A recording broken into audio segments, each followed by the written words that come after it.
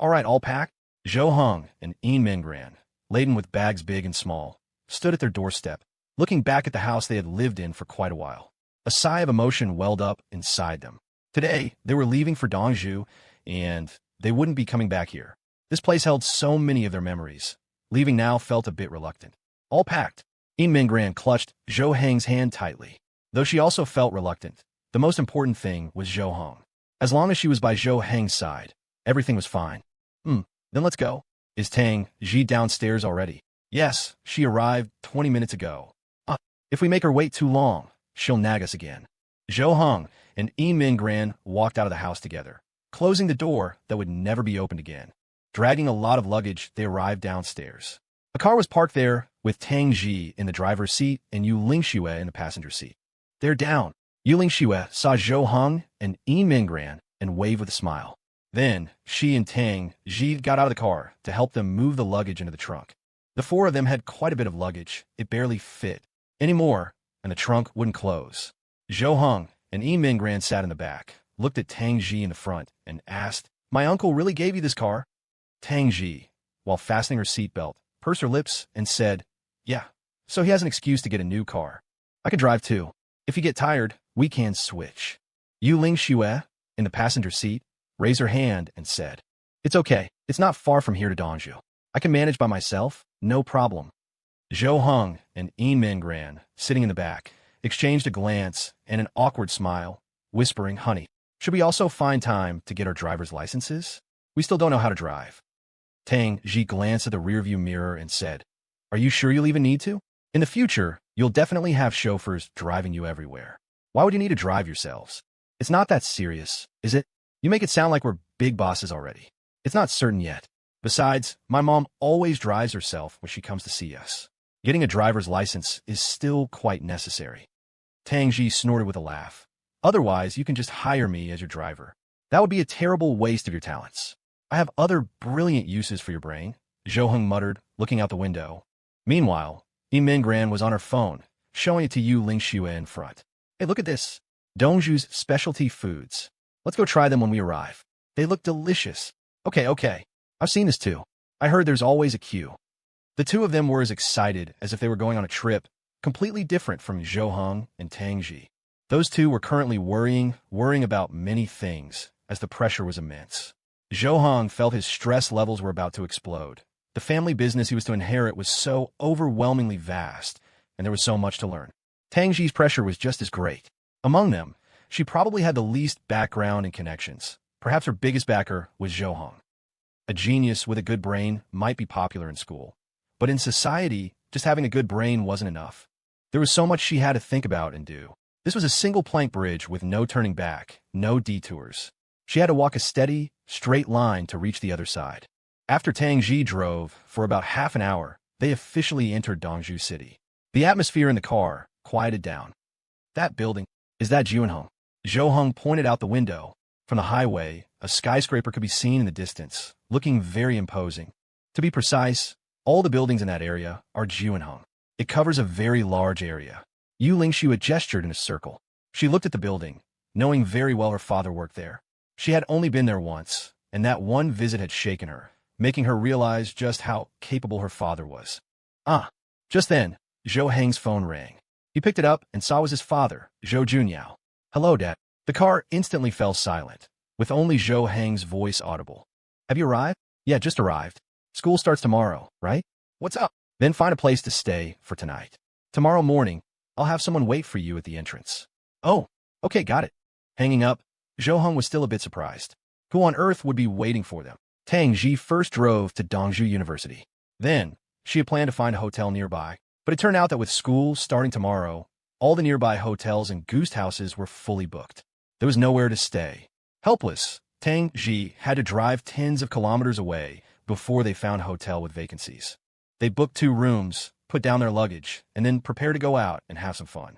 "Hey sis, we're in Dongzhou. Where are you? Want to hang out?" Yin Mingran also contacted Shun Lini. The thought of soon becoming Shun Lini's schoolmate felt quite wonderful. "Okay, I'll come find you." Shun Lini, after spending time with Yin Mingran, had become more and more cheerful. Yin Mingran was like a ray of sunshine that had appeared in her world, gradually erasing the shadows. She would never forget her, even if her presence was low-key. Even if she often didn't say a word, Min Gran had never given up on the idea of spending time with her.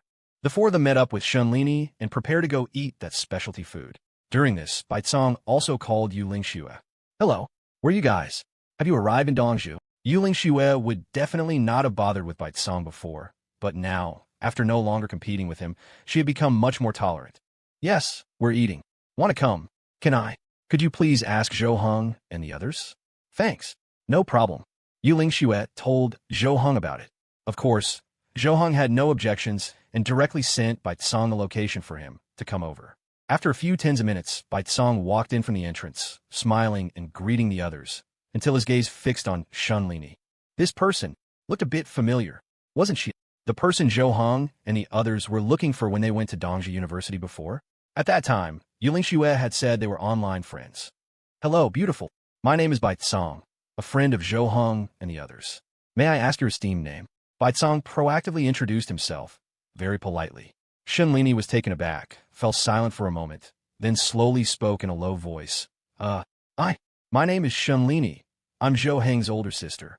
Huh. Baicong's eyes widened instantly, his head turning mechanically towards Yu Lingxue. Yu Lingxue was still eating, not having reacted yet. Seeing Baicong's malicious gaze, and then looking at Shunlini beside her, she suddenly understood. Yu Lingxue quickly turned her head away, not daring to look Baicong in the eye, awkwardly biting her lip, eyes closed. Care to explain to me what online friend means? Baicong's hand rested on the table as he leaned closer to Yu Lingxue, questioning her in a cold voice. I was lip-reading after all. I might have misread. Try it yourself. Wangyo online friend, Jed's older sister. Don't they sound similar? Similar my ass. Baicong was speechless. However, considering they were competitors back then, it was normal for her to use this trick to distract him.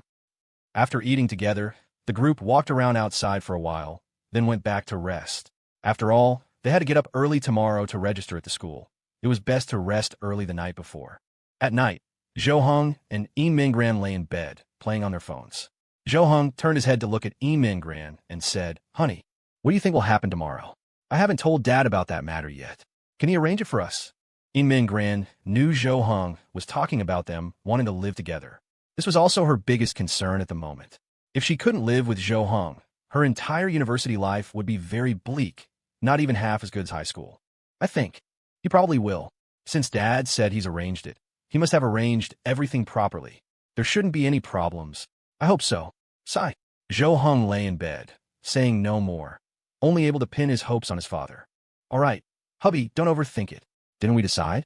If we can't live at school, we'll rent a place outside. It's okay. We won't be separated.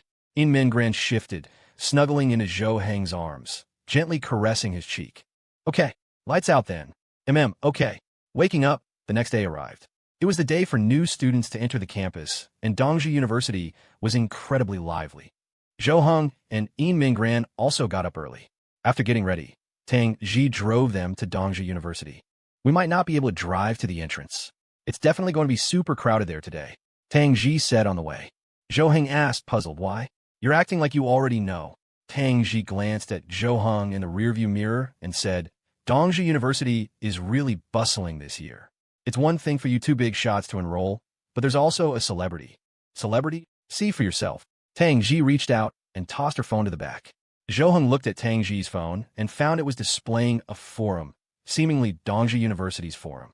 I searched Dongzhi University's forum yesterday and took a look. The top trending topic is this: Jingyu's enrollment. Jingyu? Who's that? Zhou Heng was a bit puzzled. He clicked into the forum post and saw various glamour shots of a beautiful woman.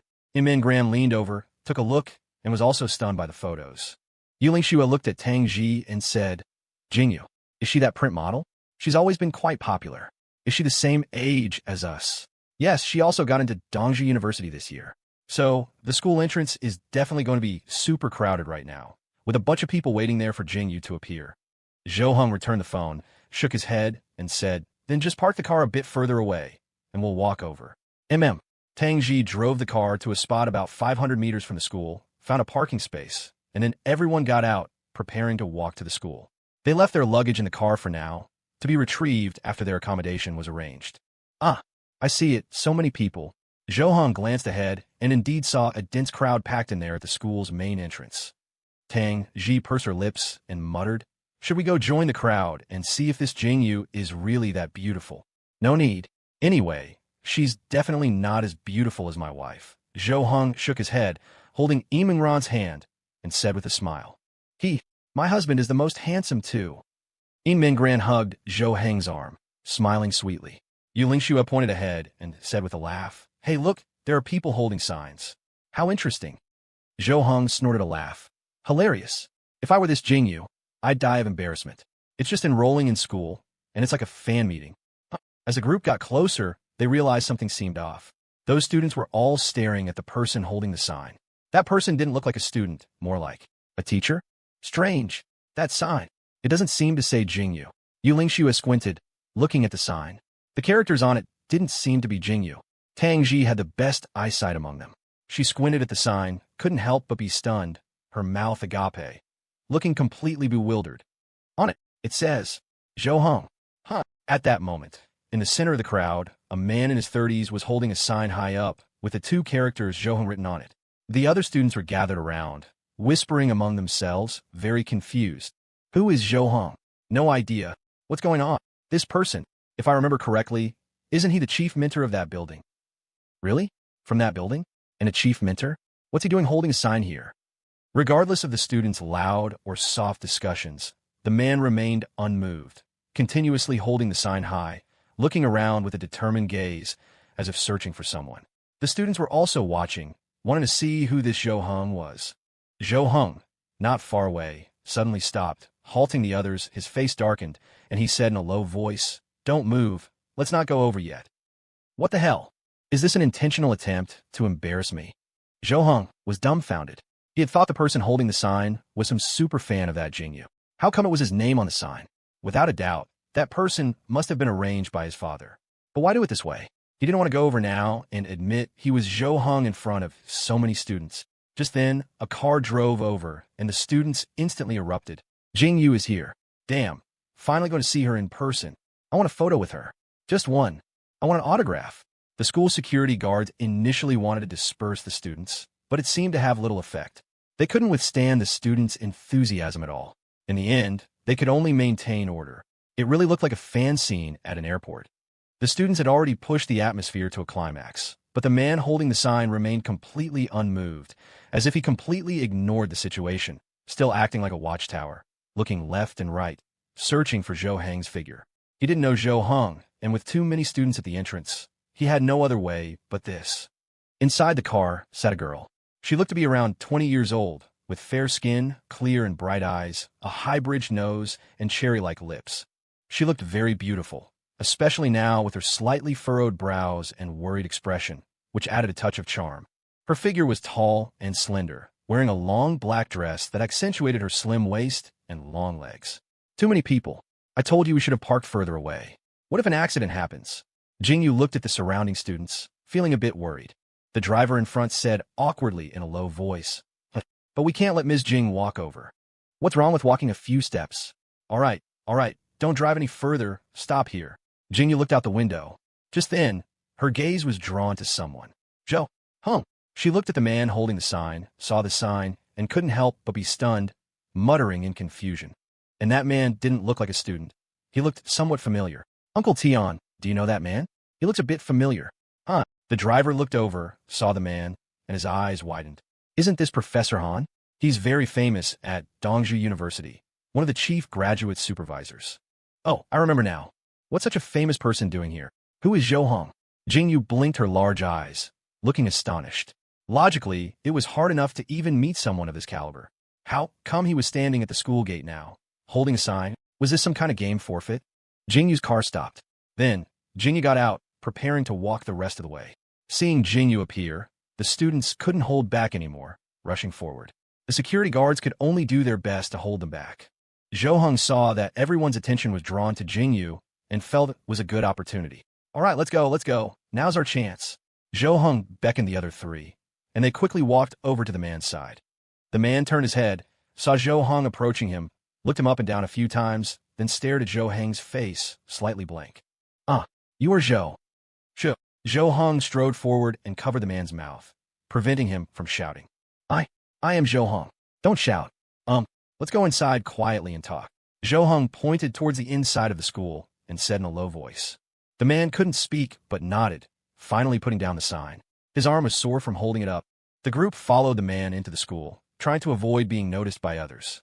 However, the person in question, Jingyu, saw this scene. After getting out of the car, she had been glancing in the man's direction from time to time. When she looked up again, after a moment of inattention, she saw the man walking in with another tall boy and 3 girls. Is that person Zhou Hong?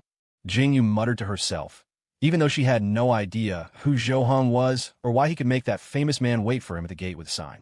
After Zhou Hong and the man walked a few dozen meters, he looked back and finally felt relieved.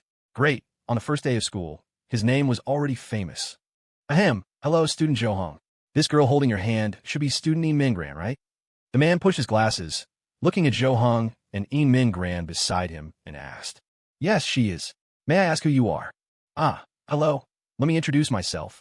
My name is Han Wenqi. You can call me Teacher Han. Next, the 2 of you will be personally taught by me. Tang Ji and Yu Lingshu knew that Zhou Hong and Yi Minggran had been taken care of. Unlike them, they had someone to guide them on the path ahead. Tang Ji said to Zhou Hong and the others, Yu Lingshu and I will go register first. We'll contact you by phone later, okay? Okay. You guys go ahead then.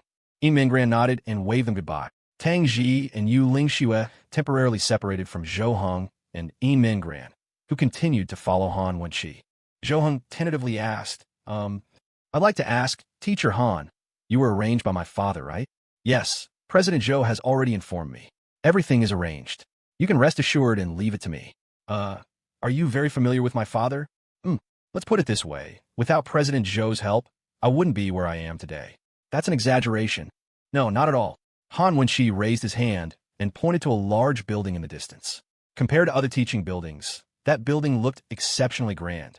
That building is the top teaching and experimental facility in Dongju University. It's called the Juanheng Building. Could it be that?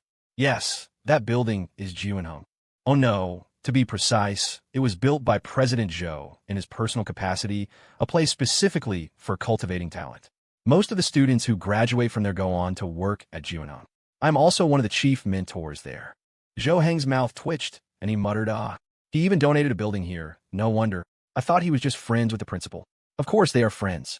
At the same time, President Zhou is also the honorary president of Dongju University. Teacher Han, I have another question. Regarding accommodation. How is that arranged? Zhou Hong said, tightening his grip on Yi Minggran's hand. His attitude was firm. He definitely didn't want to be separated from Yi Minggran. Even if their studies were demanding, the time they went back to sleep at night would become the most anticipated and relaxing part of their day. Don't worry, it's already been arranged. President Zhou said you two would definitely want to live together. A room has already been reserved for you in that building. Hearing this, Zhou Hong and Yi Minggran finally felt relieved, a happy smile appearing on their faces. It seemed their dad still understood them, arranging things so thoroughly. The two followed Han Wenqi to the front of that building. More and more students appeared, and those entering and exiting would greet Han Wenqi upon seeing him. Hello, Professor Han. Upon entering the building, the atmosphere immediately quieted down. Everyone spoke in hushed tones, like in a quiet library. Some students or mentors, seeing Han Wenqi leading Zhou Hong and Yi Minggran, would cast curious glances, wondering about their identities. Han Wenqi took the 2 of them up the elevator to the top floor of the building. The top floor was quite large, with a long corridor and several rooms. Look, that room at the very end is for you. It's already been tidied up. Han Wenqi pointed to a door at the far end, walked over, pushed it open, and let Zhou Hong and Yi Minggran enter. The room was quite spacious, somewhat like a hotel layout. Although there was no living room, everything else one could need was there, and the furniture was very complete. Honestly, this already satisfied Zhou Hong and Yi Minggran greatly, even far exceeding their expectations. Mainly, they didn't have high requirements for their living environment. As long as it had what was necessary and was clean, it didn't need to be overly large or fancy. Then, my office is at the end of that corner. You can find me there if you need anything. Yi Minggran bowed slightly and said, Oh, okay. Thank you, Teacher Han. Then I'll go get the luggage later. Zhou Hong looked around the room, feeling quite satisfied. Since it was decided, he could bring the luggage over and start unpacking. Wait a minute. Teacher Han, what about our classes? How will they be conducted? We still don't know our major, nor do we have a class schedule or anything. Han Wenqi nodded and replied, You two are quite special and cannot attend classes with others. You have too much to learn. I have already arranged for various teachers to give you private lessons. I'll make a schedule and send it to you later. Add me as a friend first. So that's how it is. Zhou Heng and Yi Mingran exchanged a glance, a wry smile on their faces. It was the first time they'd heard of having private lessons in university. This kind of treatment wasn't something ordinary people could get, unless their father donated a building. After adding him as a friend, Han Wenqi was about to leave when he suddenly remembered something, turned his head, and asked, By the way, there's one more thing. Military training starts tomorrow. Do you still want to participate? If not, we could directly proceed to the study phase. Damn, no need to be in such a hurry, right? The thought of starting high-intensity studies tomorrow made Zhou Heng prefer military training. He couldn't go through university without making any friends, could he? If you want to participate, that's fine too. I can arrange for you to join a class, perhaps. The same class as your two friends. Would that be okay? Zhou Heng nodded repeatedly. Of course. Then I'll have to trouble Teacher Han. No trouble. I'll inform everyone. You can withdraw from military training at any time if you get too tired. Don't overexert yourselves. It's fine. We're both in pretty good shape. We won't get that tired. Zhou Heng put his arm around Yi Mingran's shoulder and said with a smile. Anyway, for him, directly entering high-intensity study was worse than military training. Yi Mingran didn't mind either way. She just listened to Zhou Heng's decisions and didn't need to think about anything else. Okay, I'll go make the arrangements then. If you don't understand anything, just ask me on your phone. Han Wenqi nodded and left. Zhou Heng couldn't help but marvel at the professor's efficiency. He was truly effective and handled matters in an orderly fashion. No wonder his father had arranged for him to take care of them. At noon, Tang Ji contacted Zhou Heng, wanted to have lunch with him. Zhou Heng and Yi Mingran had just finished unpacking and went to find Tang Ji and the others. The group decided to eat at the school cafeteria to see what it was like. How are you guys doing? After finding a seat, Zhou Heng asked Tang Ji and Yu Lingxue, who were sitting opposite him. Tang Ji nodded and said, pretty much settled. We're in the same class and the same dorm. Anyway, what we need to learn is mostly the same. We two will also be assigned to the same class as you, just not attending classes together. Yi Mingran said with a wry smile, shrugging her shoulders. Yu Lingxue raised an eyebrow and said, Hey, and that Jingyu, she's also in our class. When they saw her name, those guys were about to go crazy with excitement. So, are you going to report to the class this afternoon? Zhou Heng and Yi Mingran exchanged a glance and said sure. Since they were assigned to that class, they definitely had to go report, even if they wouldn't be attending classes together in the future. What about Baitsong? Didn't anyone call him? Zhou Heng still thought of this person. He was a friend, though their bond wasn't that deep. It seemed a bit off not to call him for a meal. Yu Lingxue waved her hand and said, It's fine, don't worry about him. He's probably busy making friends right now. Making friends? What's the rush? Zhou Heng and Yi Mingran didn't understand what this meant, but Tang Ji did. This was university, after all, with so many good-looking male students. Baitsong was probably busy looking for targets to befriend. You're not. Tang Ji, you're Zhou Heng. What are you doing here? Just then, the group heard an exclamation. They looked up in confusion and saw the boy standing beside them, pointing at Zhou Heng and Tang Ji with a shocked expression. Zhou Heng frowned, finding the boy somewhat familiar, but couldn't quite remember.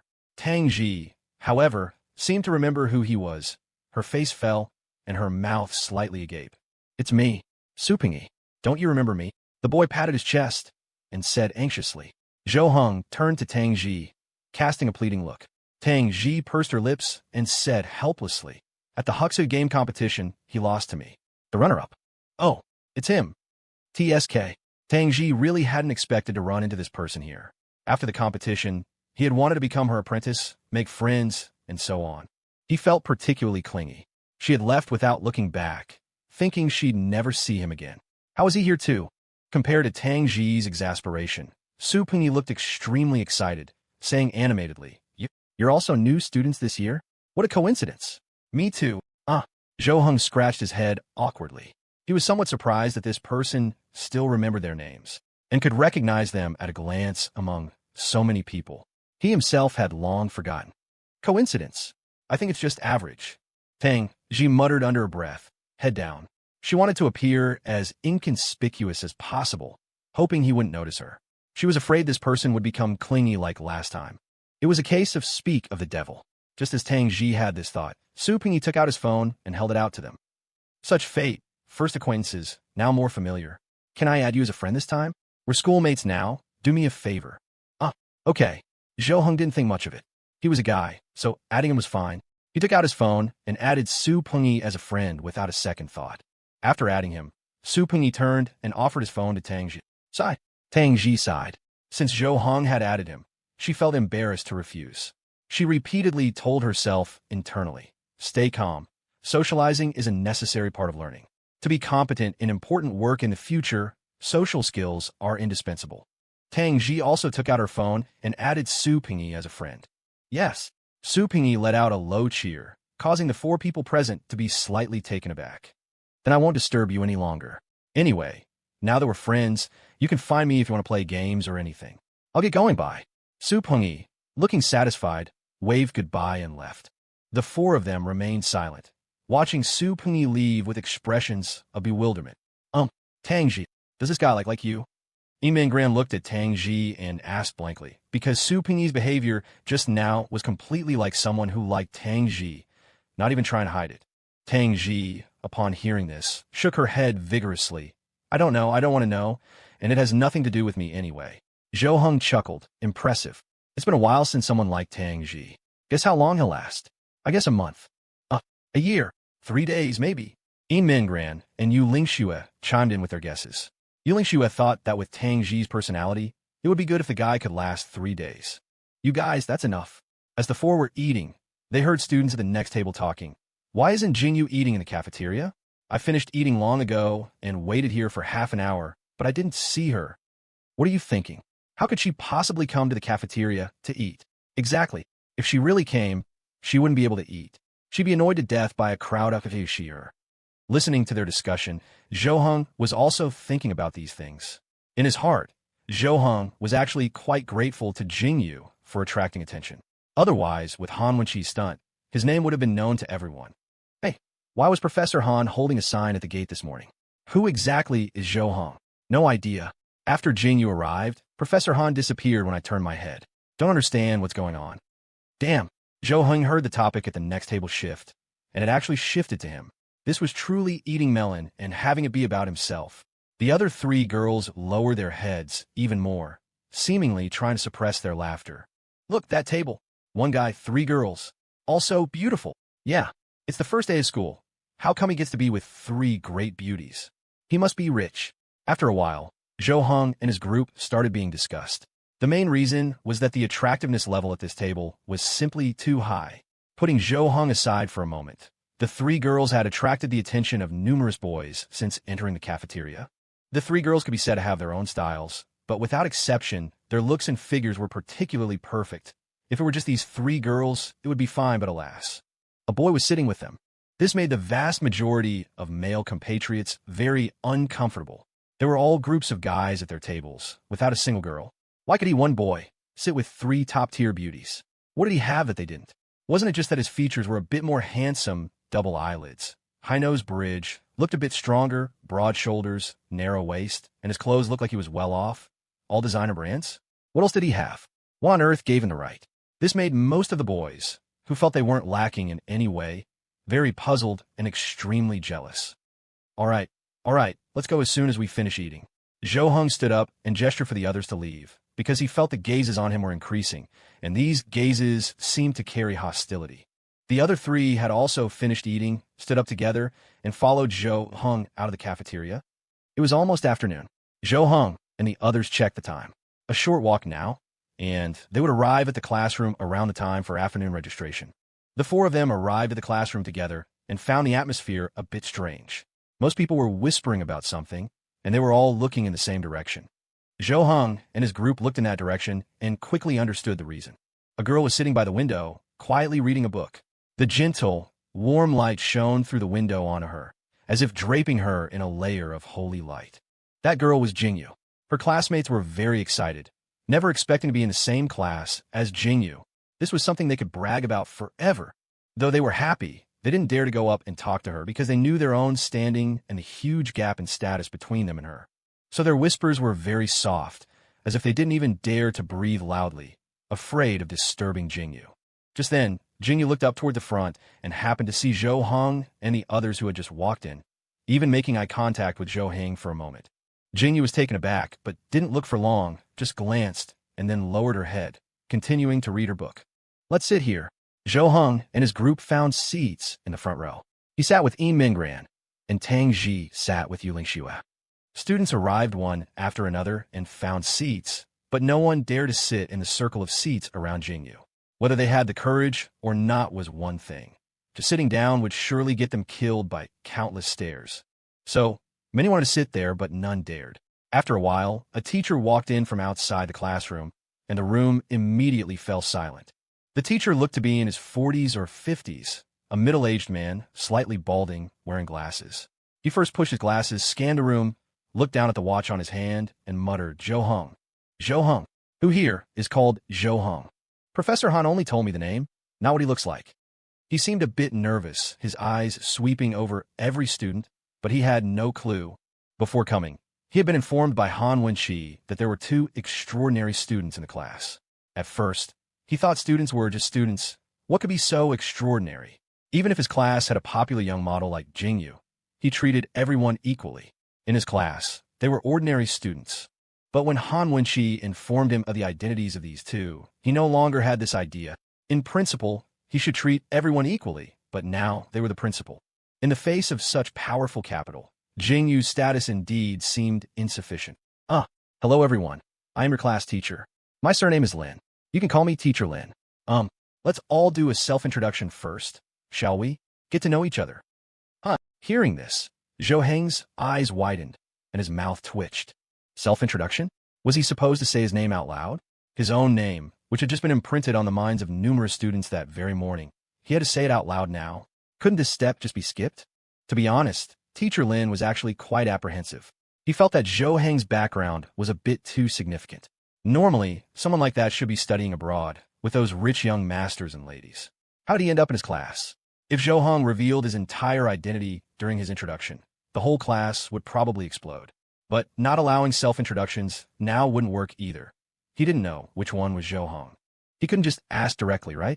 That would be too obvious. Come, let's start with this student. Students began to introduce themselves in turn. Some were well-behaved, stating their name, interests, and hobbies. Others were more active, running to the front, jumping and bouncing. Such people were not in the majority. When it was Jingyu's turn, the classroom instantly fell silent. All eyes focused on her. Jingyu slowly stood up and, in a clear voice, said, "Hello everyone. My name is Jingyu. I like reading, taking photos, and exercising. It's a pleasure to meet you all. I hope we can get along well. Thank you." A very concise and standard self-introduction. After speaking, Jingyu sat down, and the classroom erupted in warm applause. Besides looking forward to Jingyu's introduction, the boys were also anticipating a few others, namely, the three girls sitting next to Zhou Heng. With their eagle eyes, they had quickly identified the most beautiful girls in the class. Jingyu, the model, was out of their league. They didn't even dare to think about it. But there were three other stunning beauties over there. Hello everyone. My name is Yu Lingxue. I don't have any particular interests. Yu Lingxue stood up and began her self-introduction. Her demeanor was completely different from when she transferred to Zhou Heng's class in high school. In high school, she was lively and playful. Now, that state seemed to have completely disappeared. My name is Tang Ji. My hobby is playing games. Thank you. When it was Tang Ji's turn, it was even more concise, as if she wanted to muddle through. She stood up, spoke for less than 2 seconds, and sat down. Hey, she looks a bit familiar to me. Now that you mention it, I think she looks a bit familiar too. I think I should have a video of her on my phone. When Tang Ji stood up, she attracted the attention of many boys. Some even found Tang Ji a bit familiar. Some time ago, they seemed to have watched some online game competition video that was very popular, and the protagonist in it seemed to be her. Next, it was Zhou Heng and Yi Minggran's turn at the front. Yi Minggran glanced at Zhou Heng, saw him with his head down, looking embarrassed, and couldn't help but smile. She stood up first. Hello everyone. My name is Yi Minggran, and my hobby is this guy. Yi Minggran directly reached out and patted Zhou Heng on the shoulder, startling him. Oh, in an instant, the classroom was in an uproar. Almost everyone's mouth formed an O shape, extremely surprised. It was the first time they had seen such a public display of affection. So blatant, a sudden mouthful of dog food shoved into their mouths. The boys couldn't help but exclaim how lucky this guy was to find such a beautiful girlfriend whose eyes were full of him and who boldly announced it in front of everyone was truly enviable. I'm also very willing to make friends with all of you. I've already remembered all your names. It's a pleasure to meet you. Thank you, everyone. In Gran, as if she had just pulled off a prank, chuckled and sat down. But this sentence shocked the students in the class even more. What? Remembered everyone's names? So amazing. Others might not believe this statement, but Tang Ji and the others firmly believed it. In Gran really would do such a thing. All right, next one. Teacher Lin seemed unfazed, calmly pointing at Zhou Hong. Zhou Hong looked up at him, pursed his lips, and slowly stood up. For a moment, the classroom fell silent again. As the boyfriend of the beautiful girl who had just spoken, the boys were very curious to know what was so special about him that he could find such a good girlfriend. Even Jing Yu was staring intently at Zhou Heng's back, a hint of anticipation in her eyes. My name is Zhou Hong, Zhou Hong said in a low voice. As soon as these words were out, the silence in the class was instantly broken, and whispers began. Zhou Hong? The one from this morning? Damn, he's actually in our class. Teacher Lin's eyes lit up even more, a slight smile playing on his lips. Finally found him. Sigh. Zhou Hong knew this would happen after he said his name. He sighed and sat down. All right, quiet. Teacher Lin immediately rapped the lectern twice, silencing the classroom. It could be said that the purpose of his self-introduction exercise had been achieved. It was to find out who Zhou Hong was. The girl sitting next to him must be the other one. Afterward, the entire class finished their introductions.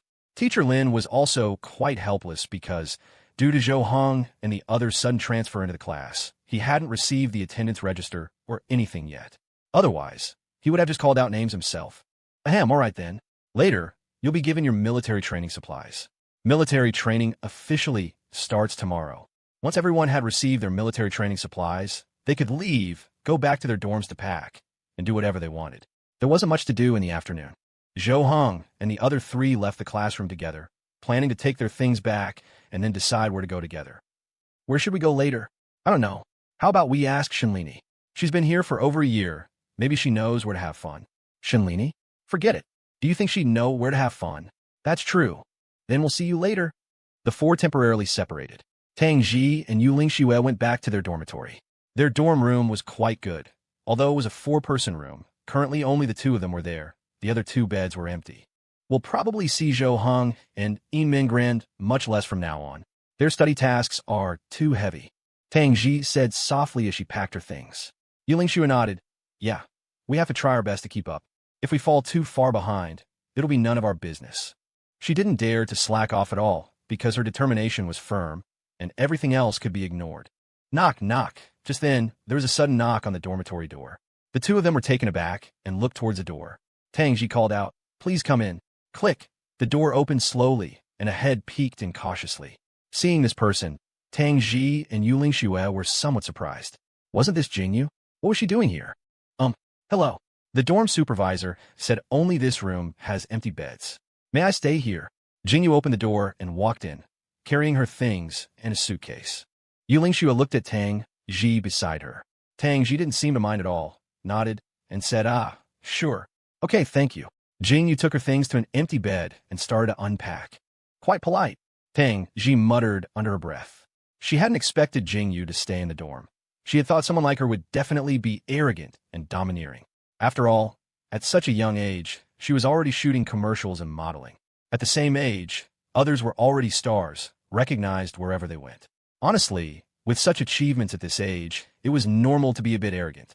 But someone like her, still polite and low-key, was indeed rare. Hey, you two, I brought cake. It's for you, as a meeting gift. Jingyu took out two exquisite small cakes and gave them to Tang Ji and Yu Lingxue respectively. The two looked at the cakes in their hands and said, thanks. You're welcome. We're roommates now. Let's get along well. Jingyu smiled slightly and continued to pack her things, saying, You're Tang Ji and Yu Lingxue, right? I've remembered your names. I'm quite easy to get along with. I hope we can become good friends. Okay. The two responded calmly. This reaction made the smile on Jingyu's lips widen even more, as if she was very satisfied with this kind of response. This reaction, which didn't treat her specially, but just as an ordinary person, made her very happy.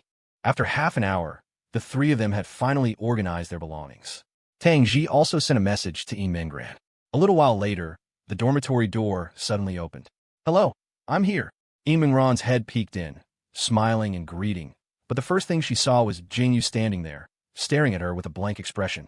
Mingran couldn't help but be stunned, thinking she had gone to the wrong dorm. But Tang Ji had definitely sent her here. "You're here. Is Zhou Heng waiting downstairs?" Only then did Mingran hear Tang Ji's voice and realize she hadn't gone to the wrong place. However, she was still a bit surprised to see Jingyu here too. He went to the boys' dorm to look around, probably to find Bai Song. "I just came here to hang out." Mingran walked in and sat on the chair under the empty bunk. She looked around, nodded, and said, "The dorm is pretty good, much better than I imagined." Just as she lowered her head, a piece of cake was handed to her. She was taken aback, looked up, and saw it was Jingyu offering it. "For you. I've given them to the others." Mingran was slightly stunned, then slowly raised her hand, took the cake, and said, "Thank you." "You're welcome. Why don't you live here? Isn't there still an empty bed?" Jingyu pointed to the empty bunk above Mingran and asked. Mingran waved her hands repeatedly. "Oh no, I don't live in the dorm. She lives with her boyfriend." "Oh no, it should be said fiancé." Jingyu turned her head in shock to look at Tang Ji, who said this, then turned back to look at Mingran, her eyes filled with disbelief. Looking at Mingran, a faint blush had already appeared on her cheeks, yet a smile played on her lips. "So he's already your fiancé. That's amazing." "Not really. Actually, I guess so, since I'm going to marry him sooner or later." "Wow." Jingyu seemed to be amazed by such affection, letting out an exclamation, her eyes wide, blinking a few times. "But you two are indeed a good match. His name is Zhou Heng. At this moment, Zhou Heng was in the corridor of the boys' dormitory, looking for Bai Song's room. Zhou Heng stood still, looking at Bai Song ahead, who seemed to be half squatting at the door of a certain dorm room, as if peeking inside. Zhou Heng walked over and kicked him on the butt.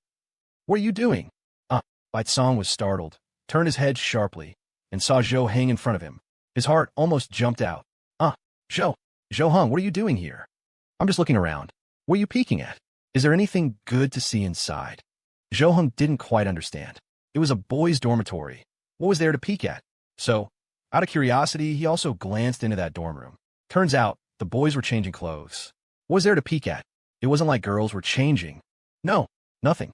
There was an argument inside, just now. I thought I'd come see what the commotion was about." Bai Song scratched his head awkwardly, randomly making up an excuse, though it had absolutely nothing to do with that. "Where's your dorm room?" "I'll go take a look." Okay." Bai Song immediately walked out, leading Zhou Heng to his dorm room. He pushed open the door of a dorm room and walked in. "This is my dorm. It's all right, right? Oh, by the way, let me introduce a friend. Zhou Heng." Zhou Heng and Bai Song looked over at the same time. Zhou Heng saw the person who called him and looked surprised. "No way. You're in this dorm too? What a coincidence." Zhou Heng felt this was too coincidental. Meeting him in the cafeteria at noon was one thing, but to run into him in the dorm as well, and he was even roommates with Bai Song. Su Pingyi nodded repeatedly, walked over, and said excitedly, "Yeah, you know Bai Song? What a coincidence. We just met and really hit it off." After Su Pingyi came over, he put his arm around Bai Song's shoulder. Bai Song raised an eyelid, smiled, and similarly put his arm around Su Pingyi's shoulder, asking, "Yeah, but how did you two meet?" Then, Su Pingyi explained how he and Zhou Heng, as well as Tang Ji, had met. Hearing this, Bai Song was also somewhat surprised, thinking this was too much of a coincidence. To meet again like this, it was truly fate. "How about I treat you guys to a drink later? I heard there's a really popular bar nearby. Lots of students go there." Su Pingyi looked at Zhou Heng, blinked, looking expectant. Zhou Heng wasn't stupid. He could tell this guy just wanted him to bring Tang Ji along. I'll ask the others later." Zhou Heng didn't agree directly. Who knew if Tang Ji would go? Okay. Just then, Su Pingyi received a call and went out to answer it. Bai Song looked at Su Pingyi's back outside, nodded, and said, "This guy is really nice." Zhou Heng snorted a laugh and said, "Yeah, he plays games well, his studies are probably good too, and he's quite handsome, a decent person. He's indeed qualified to pursue Tang Ji, but Tang Ji might not agree." "Yeah, Miss Tang might not." Bai Song's eyes suddenly widened, his face filled with horror, a reaction of extreme shock. What? You mean he likes Tang Ji? No way. You don't like Tang Ji too, do you?" "No, it's not." Bai Song shook his head. The one he liked wasn't Tang Jin. Then why such a big reaction? All right, hurry up and pack. Once you're done, we'll go out and have fun together. In the girls' dormitory, Imangran had just called Shunlini, asking her to come play. After Shunlini arrived, she glanced at Jingyu. The look and expression Jingyu saw in Shunlini's eyes, she would never forget for the rest of her life. It was the first time someone had looked at her like that. It was a bit special. Are you all friends? You're all so beautiful. Jingyu sat there, wanted to join their conversation, and said. As a result, the four girls looked directly at her without saying a word, just looking, making her feel a bit awkward. What's wrong? Tang Ji waved her hand. Nothing, it just feels a bit sarcastic coming from you, since you're so beautiful yourself. No. There's no sarcastic meaning. I'm speaking from the heart. I just feel you all look really good. She just wanted to join in the conversation. It was rare to meet a group of girls who didn't treat her as special. Before, even if she wanted to make friends, she couldn't because others only wanted autographs or photos. Now, seeing these four girls, not only were they beautiful, but they also didn't treat her like some celebrity. This made her really want to befriend them. But not only did these people not treat her as special, they didn't seem to care about her at all. In the dorm, it was as if they couldn't see her, completely ignoring her. Even that sophomore-senior sister would occasionally glare at her. Hello, hubby. Just then, Min Gran answered a call from Zhou Heng, immediately smiling and calling out sweetly. I see. Okay, I'll ask them. Then we'll go down together. Okay. After Min Gran hung up, she looked at the others and said, My hubby said there's a popular bar nearby. Students often go there to hang out. He wants to know if you guys want to go. Sure, let's go have some fun there. Tang Ji and Yu Lingxue agreed without hesitation. Since Zhou Heng and Min Gran were going, they had no reason to refuse. Min Gran looked at Tang Ji, hesitated for a few seconds, then said, besides my hubby, there's Bai Tsang and also that Su Pingyi. So he specifically asked me to ask you if you want to go. Huh? Why is that guy there too? Tang Ji frowned upon hearing Su Pingyi's name, looking impatient. She didn't understand why Zhou Heng went to the boys' dorm and came back with this nuisance. So are you still going? Of course I'm going. You're all going, why wouldn't I? Shinlini, on the other hand, shook Imungran's arm and whispered, Ran, I won't go, okay? I really don't want to go to that kind of place. It's okay, I understand. Then we'll call you when we go out for dinner together. After deciding, just as the group was about to leave, they realized there was still one person in the dorm. Was it not good to leave Jingyu alone in the dorm? Do you want to come hang out with us? Min Gran tentatively invited, although she didn't really think Jingyu would go. But after Jingyu heard it, her eyes and expression seemed to show she really wanted to go, full of anticipation. However, it was only for a moment. That sense of anticipation dissipated. She gently shook her head and said softly, No, you guys go have fun. Though she really wanted to go, she also knew that going to such a place would require wearing a mask, and so on. If she was accidentally photographed, she would be criticized. Anyway, she felt that as long as Min Gran and the others were willing to invite her, it was enough. Whether she win or not didn't matter. The main thing was that she felt their kindness. All right then, how about dinner together tonight? Min Gran didn't insist. She also knew Jingyu had her own difficulties, so she decided to invite Jingyu for dinner, just like Shinlini. That could work. But can I really go? Of course, if you'd grace us with your presence. Min Gran shrugged, saying casually. If it were the old her, she probably wouldn't even dare to speak to Jingyu, unconsciously putting herself in a lower position. But after experiencing so many things, and after so much time had passed, today's Min Gran was no longer the person she used to be. Especially since Lu Wei often told her not to feel inferior, not to think she was worse than others, that she wasn't lacking in any way, and was even better than others. Otherwise, Lu Wei wouldn't have chosen her. After all, Lu Wei was such a big boss. Her judgment of people wouldn't be so casual. If Lu Wei thought she was capable, then she was. This filled Min Gran with confidence, so much so that she wouldn't cower, even when facing someone like Jingyu. Behind Min Gran, Tang Ji and Yu Lingxue gave a wry smile, thinking that whoever didn't grace them with their presence would regret it later. They could only dine with Min Gran during their university days. After graduation, they wouldn't even have the chance. I'd love to. Let me treat. Jingyu readily agreed. Before enrolling, she had originally thought it would be very difficult to make friends. She hadn't expected it to be much simpler than she imagined. Oh no, how could we let you treat? There are quite a few of us. Min Gran waved her hand, declining her offer. After all, by her count, there would be quite a lot of people for dinner. No matter what, it should be her and Zhou Heng treating. If they let Jingyu treat, they wouldn't have invited her for dinner. After Min-gran and the others left, Jingyu finally sat down to rest properly. She had already figured out that Min-gran was their core. Min-gran was always in the C position. The others only moved when Min-gran got up, and it was mostly Min-gran who spoke. When she spoke, no one interrupted. Those who knew would think they were friends. Those who didn't would think it was a superior-subordinate relationship. This Min-gran was too much like their leader. So her boyfriend, Zhou Heng, what exactly is his relationship with Professor Han? To actually have him personally come to the gate with a sign to pick him up. Jingyu muttered to herself, arms crossed, thinking hard, but she couldn't figure it out. She could sense that these people's identities were probably not ordinary, but she couldn't ask directly. Curiosity welled up in her heart. At this moment, Zhou Heng, Bai Tsang, and Su Pingyi were already downstairs at the girls' dormitory, waiting for the girls. Hey, brothers, how do I look now? Is my hair messy? Su Pingyi looked very nervous, asking Zhou Heng and Bai Tsang to check his current image. After all, he was about to see Tang Ji, so he definitely couldn't be sloppy. Zhou Heng shrugged and replied, "It's all right. You don't need to pay special attention to your image or anything. She doesn't look at that aspect when she looks at people. Don't ask me, no comment." Bai Tsang waved his hand even more, turned his head away, his tone even colder. This surprised Su Pingyi a bit, but he didn't say much. Then what aspect does she look at? Su Pingyi no longer denied liking Tang Ji. Anyway, he was so obvious, they had already seen it. Zhou Heng was Tang Ji's older brother, so to speak. Since he didn't object, he felt even more confident. Her? That I really don't know. Probably no one knows. Previous boyfriends? What are you thinking? She's never been in a relationship. Oh, Su Pengyi's eyes instantly lit up, completely brightening. As if he had discovered a new continent, he was extremely excited. Never been in a relationship? A blank slate? Is there still such a perfect person? If he really managed to win her over, wouldn't he be her first love? Oh ho ho, Su Pengyi chuckled to himself, unable to contain his excitement. Zhou Heng's mouth twitched, and he took a step back, whispering to Bai Tsang, "Why do I feel a bit uneasy letting him pursue Tang Ji? It's fine, don't worry.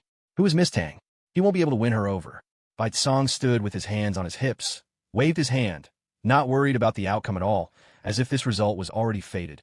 "Hubby." Just then, Zhou Heng heard that most familiar voice. He turned his head and saw Min-gran already running towards him. "Hey," Zhou Heng responded. Min-gran directly jumped onto Zhou Heng, her arms around his neck, and Zhou Heng immediately picked her up. Su Pingyi's eyes widened. It was the first time he had seen such a situation. He hadn't paid attention in the cafeteria before, but now he noticed how beautiful Zhou Heng's girlfriend was.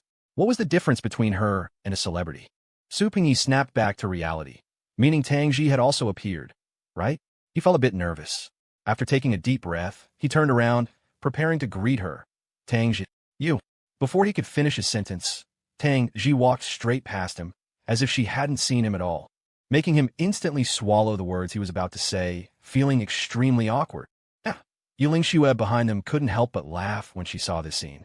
She had been curious to see what would happen when Tang Ji met this person, and the outcome was indeed a bit amusing. By the way, don't people usually go to bars at night? Is it open at this time? Zhou Heng glanced at the time. It was only a little past 5 in the afternoon. Su Pengyi, hearing a topic that could alleviate the awkwardness, quickly spoke up. "It's open. Not many people go at this time. It's not chaotic. At night, it's crowded and mixed, quite chaotic. Anyway, we're just going to sit for a while. It's fine." "All right, then let's go check it out." The group left the school together and went to a nearby bar. Just the facade's decoration was very unique, enough to attract young people. It was still early, so the neon sign wasn't lit. Walking inside, it was very quiet, with elegant music playing. Although it was rather dark, the colorful light strips created a special atmosphere. The group sat around a booth, and a waiter brought over a tablet for them to order. "What are you all drinking?" Su Pingyi looked at the others, focusing particularly on Tang Ji, and asked. Tang Ji ignored him, turning to talk to Yuling Xue. It was Zhou Heng who spoke up. "Whatever, one drink each to try should be enough, right? We still have to go eat later." "Ah, then I'll order for you." Su Pengyi ordered a drink for everyone, all low-alcohol cocktails. One drink wouldn't do much. Anyway, they were just here to sit, chat, and soak in the atmosphere. After ordering, Su Pengyi felt his presence was a bit low. Everyone else was chatting, and he seemed to have no one to talk to. If he directly tried to chat with Tang Ji, she probably wouldn't acknowledge him.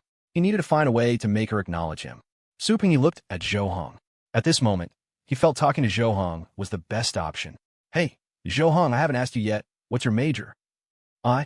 Zhou Hong was taken aback, momentarily speechless, his throat feeling like it was stuck with a bone, unable to answer. What was his major? He didn't know. What kind of major did this count as? Su Pingyi, seeing Zhou Hong not answering, blinked, looking puzzled, unsure what was happening. Just then, Baicong beside him spoke up, saying faintly, "Yo, major, ever heard of it?" Su Pingyi looked at Baicong, his mouth twitching, frowning at him, wondering what kind of joke he was making at this time. CEO major? What did that mean? Graduate and directly become a CEO? Who would believe that? Just then, their drinks arrived, one for each person, looking just like soft drinks.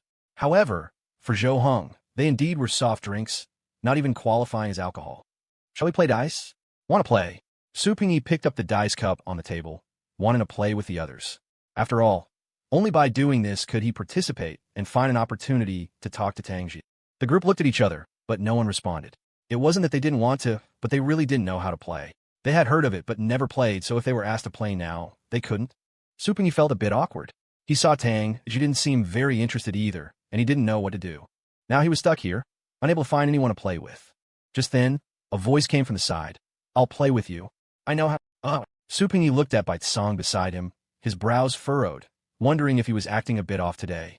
He already knew he liked Tang Ji. As a good friend, shouldn't he be helping him? Shouldn't he be trying to persuade Tang Ji to play? Come on, are you playing or not? Baicong took the dice cup, looking at him in surprise. At this point, Su Pingyi had no other choice but to play with Baicong, otherwise, he'd be even more embarrassed. Maybe if he played for a while, Tang Ji would get interested. Cool me. Soon, Su Pingyi and Baicong started the game. After about 10 minutes, Su Pingyi felt something was off. Firstly, Tang Ji hadn't even glanced at him once.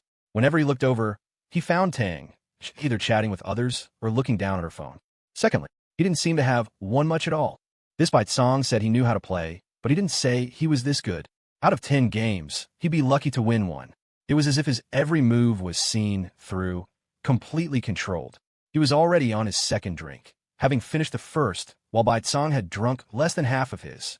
Still playing, Baicong shook the dice cup, looking at him with a smile. That smile seemed to carry a hint of mockery, of disdain, instantly infuriating Su Pingyi. Play. Why not play? Su Pingyi was already worked up. He had to win. He had to get Baicong drunk, to save face. He couldn't be so pathetic in front of Tang Ji. Another 10 minutes passed, and Su Pingyi had already finished his second drink. The two drinks were different, and he had drunk them so quickly. Even if they were low in alcohol, it made him, someone who didn't drink much, blush. His head was even a bit dizzy. He hadn't expected to get himself tipsy just half an hour after coming in. I can't anymore, I need a break. We'll talk later. Su Pingyi couldn't care, less about face now. If he kept drinking, he'd lose even more face. He leaned back on the sofa, head tilted up, mouth slightly open, as if trying to let the alcohol evaporate. TCH, I thought you were so good, clamoring to play this and that. Such a lightweight. Baicong snorted disdainfully, glancing at him. Just then, Tang Ji suddenly picked up the dice cup, looked at Baicong, tilted her chin, and said, "You seem pretty good. Want to try?" Okay. Baicong instantly did a lightning-fast face change. The disdainful look from before completely vanished, and he started playing with Tang Ji. Su Pingyi didn't know how long he had rested, but he suddenly heard the sound of dice shaking by his ear. He looked up, opened his eyes, and looked ahead. When his blurry vision gradually cleared, he blinked and saw Tang Ji and Baicong playing. Can't do it. Can't beat you, Miss Tang. I admit defeat. Baicong finished his last sip, directly cupped his fists, and conceded. Su Pingyi tilted his head, spaced out for a long time, his brain seemingly not processing. What was happening? Tang Ji and Baicong were playing? Tang Ji knew how to play, and she was better than Baicong? He had actually planned to play with Tang Ji earlier and make her drink? Tang Ji shrugged, took the lollipop out of her mouth, threw it in her glass, then downed the drink in her glass in one gulp, muttering, "Boring." Su Pingyi's eyes widened in disbelief. He hadn't expected Tang Ji to be such a capable drinker. What did this mean? Was he any different from a fool? I'm going to the restroom. Min Gran stood up, preparing to go to the restroom. Zhou Hong didn't think much of it and made way for Min Gran to go out.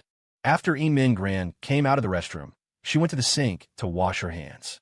Just then, a boy came out of the men's room, tying his pants cord while looking intently at Min Gran's face in the mirror.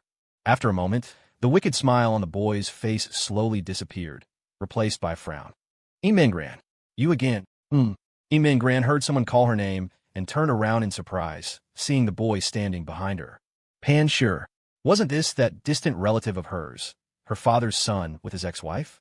She had run into him last time she came to Dongji University, and unexpectedly, she'd met him again today. He was like a lingering ghost. Whoa, you're here again, huh? What are you doing here? Looking for Shunlini. Pan Sure slowly approached, his demeanor the same as when he'd last encountered Emin Gran.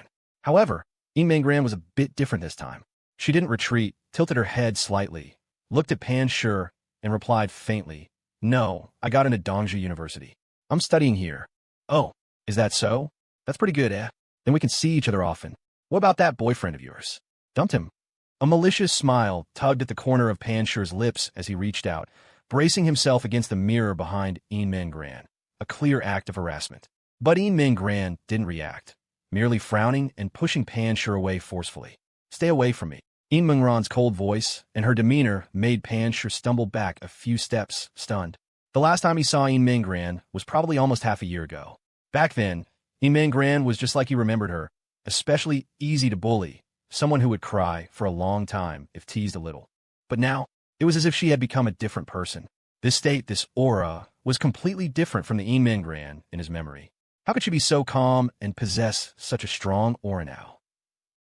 Pan Sure didn't show too much surprise. He didn't want his momentum to be overshadowed by Emin Gran's. So he sneered and straightened up. "All right, you've grown up, your wings have hardened. Let's see if you're really that tough." Pat, pat. Just then, two hands suddenly clapped onto Pan Sure's shoulders, startling him. He froze on the spot, not daring to move. He slowly turned his head to look at the two people standing behind him and instantly broke out in a cold sweat. You guys, what about us? Have we met?" Yuling Xue had a very kind smile on her face, but her hand gripping Pan Sure's shoulder was exerting slight pressure. Baicong beside her was even more sinisterly smiling, his voice low. "All alone today, huh? Still want to play last time's game?" "Psychos. Damn it," Pan Sure shouted, then immediately shook off their hands and fled from the restroom without looking back. Emin Gran blinked, somewhat puzzled, and asked, "What's wrong? Why is he so afraid of you? Do you know him?" Baicong waved his hand and said, "Don't know him. Didn't he say it himself? He's a psycho. Don't mind him." When the three of them returned, they found Su Pengyi already lying on the sofa. Across from them, Tang Ji and Zhou Heng stood with their arms crossed, shaking their heads helplessly. It was the first time they had seen such a stubborn boy. Even Kong Yu, one of the high school phantom gods back then, wasn't this pig-headed. Achoo! Far away, Kong Yu sneezed, wiped his nose, and mumbled with a puzzled look, "Caught a cold." A boy in front shouted, "Hurry up, we're gonna be late." Kong Yu shrugged and said faintly, "So what if we're late? We're in a junior college. You still afraid of being late?" Baicong approached Su Pengyi, looking at him sleeping soundly on the sofa, his brow furrowed. "I'll help him back first, okay?" Baicong helped Su Pengyi up, ready to take him back. Zhou Heng asked, "Then you're not going to dinner?" "I won't go. You guys go ahead. I'll head back first." Baicong smiled and declined. Only Yuling Xue and Tang Ji watched Baicong and Su Pengyi, pouting and shaking their heads. They thought Su Pengyi was probably in for it, taken back by Baicong while drunk and dazed. Or perhaps Baicong didn't intend to go back to the dorm at all. Where he was going was uncertain. After seeing off Baicong and Su Pengyi, the others also left the bar, preparing to go for dinner. Emin Gran contacted Shunlini, asking her to have dinner together, then suddenly realized she didn't seem to have Jingyu's contact information. Emin Gran said to Shunlini on the phone, "Sister, could you please go to Tang Ji's dorm and ask that Jingyu to come down for dinner? We don't have her contact info." Okay, all right. Shunlini agreed quietly, but honestly this felt like an exam for her. Instantly, numerous possible scenarios flashed through her mind, rehearsed countless times. After hanging up, she left her dorm, preparing to go downstairs to find Jingyu. Soon, she was standing at the dorm room door, taking deep breaths and repeatedly thinking about what to say. "Knock, knock." Shunlini knocked on the door. She heard footsteps from inside, and then the door slowly opened. Jingyu's head poked out. The moment she saw Shunlini, she swore it was the first time in her life she had seen such a cold face. That face seemed to have a built-in repulsion aura, capable of pushing away anyone who approached. "Oh!" Jingyu was startled and immediately took a step back. The door opened further, revealing Shunlini standing there. Her posture and figure were excellent. If her head were covered, she would be a perfect senior. You. Do you need something? May I ask? Jingyu slowly began, asking in a low voice. Shenlini's soft voice drifted out. Ran. Asked you to go. For dinner. What? Oh, I get it, okay. Jingyu didn't quite hear or react at first. Only after a moment did she realize what Shenlini had said. She was a little surprised, not expecting Min Gran to remember to invite her for dinner. She had thought it was just a polite gesture. Jingyu put on a hat and a mask, her standard going-out attire. She had just enrolled, and the students weren't used to her yet, so there would still be some commotion. After a while, once the students got used to her presence, she wouldn't need to be so cautious. The two of them left the dorm together, attracting a lot of attention. People were used to Shenlini's cold face. An accidental glare from her would scare them half to death.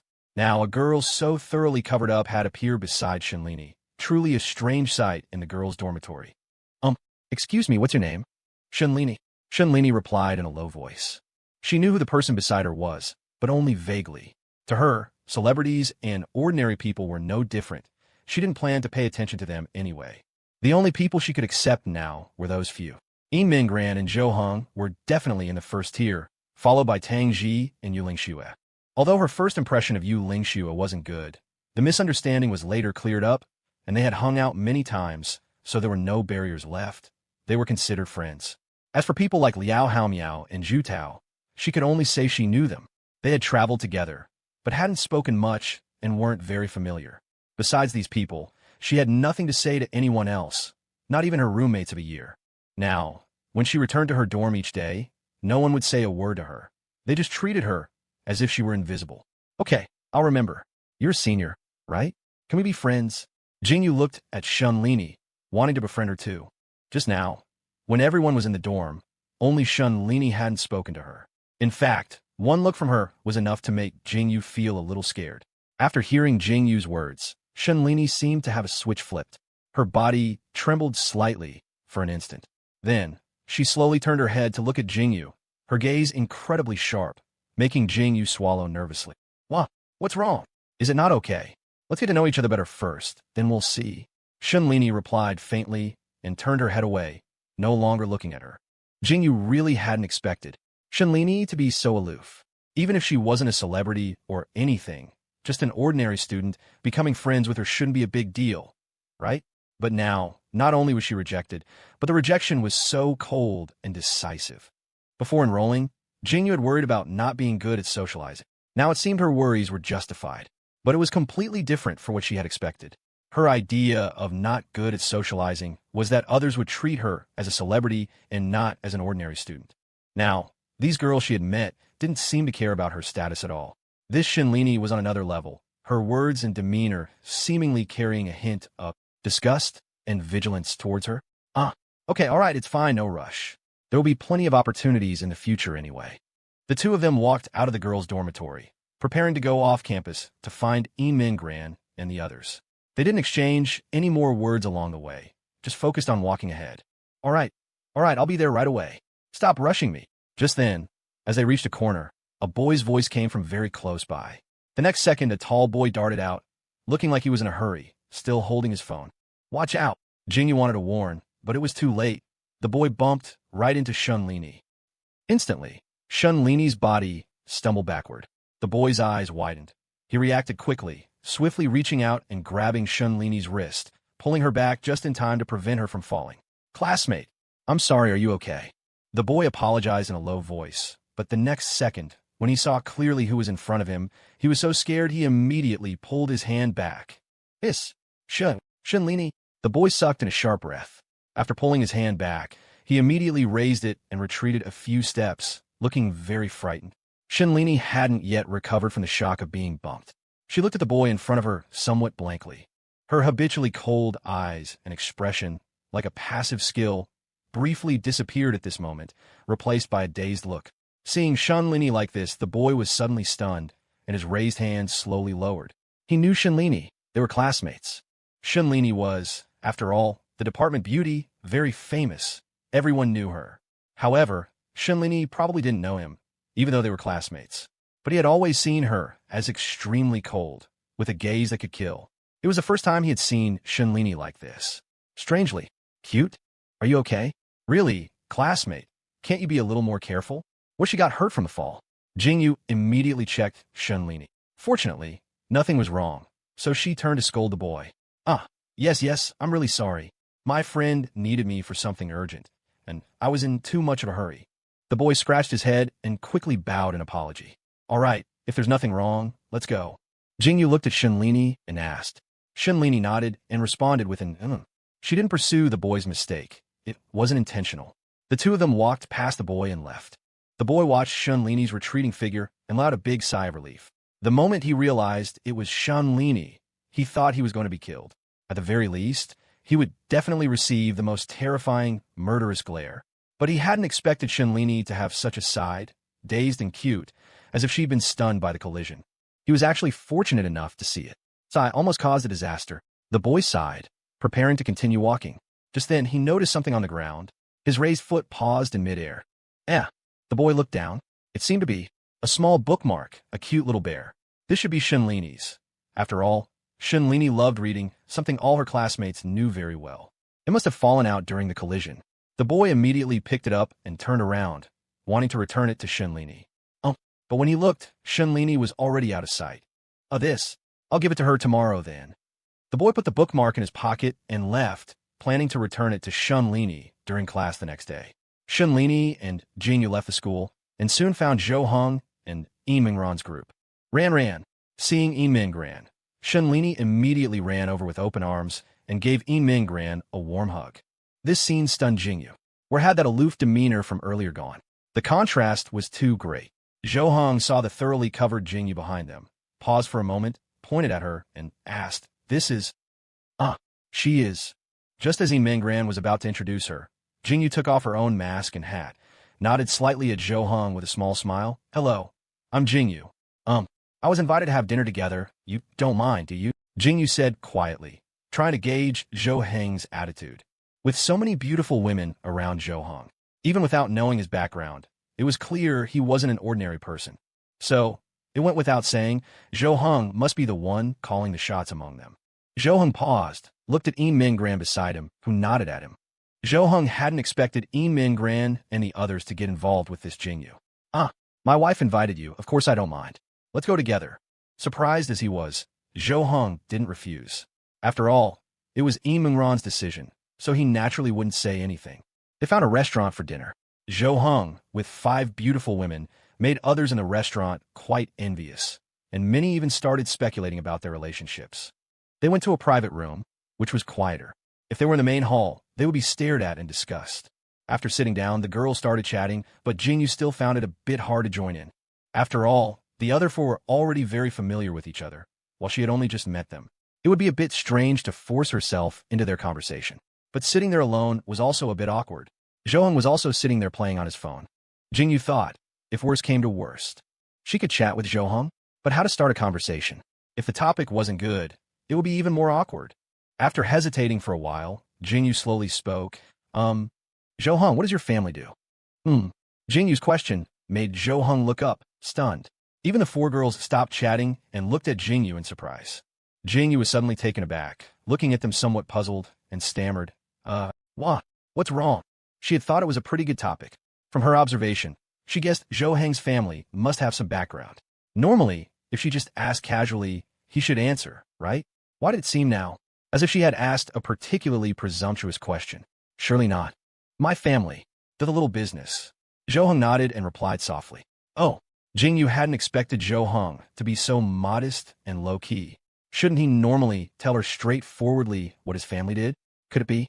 Jingyu thought of a terrifying possibility. Could Zhou Hong's family business be something shady? Was it an illegal business? Unlikely, right? Then was it a business that skirted the law? Yi Mingran then realized that they had somewhat neglected Jingyu. After all, they had invited her to dinner, so they should at least pay some attention to her. Jingyu, your work must be quite busy, right? Do you have time for school? Yi Mingran asked. Hearing someone speak to her, Jingyu turned her head and replied, Well, I've turned down most of my work. I only attend very important ones. I still want to attend school normally. Tang Ji also joined in, saying, You've worked hard too. I remember you debuted at 14, right?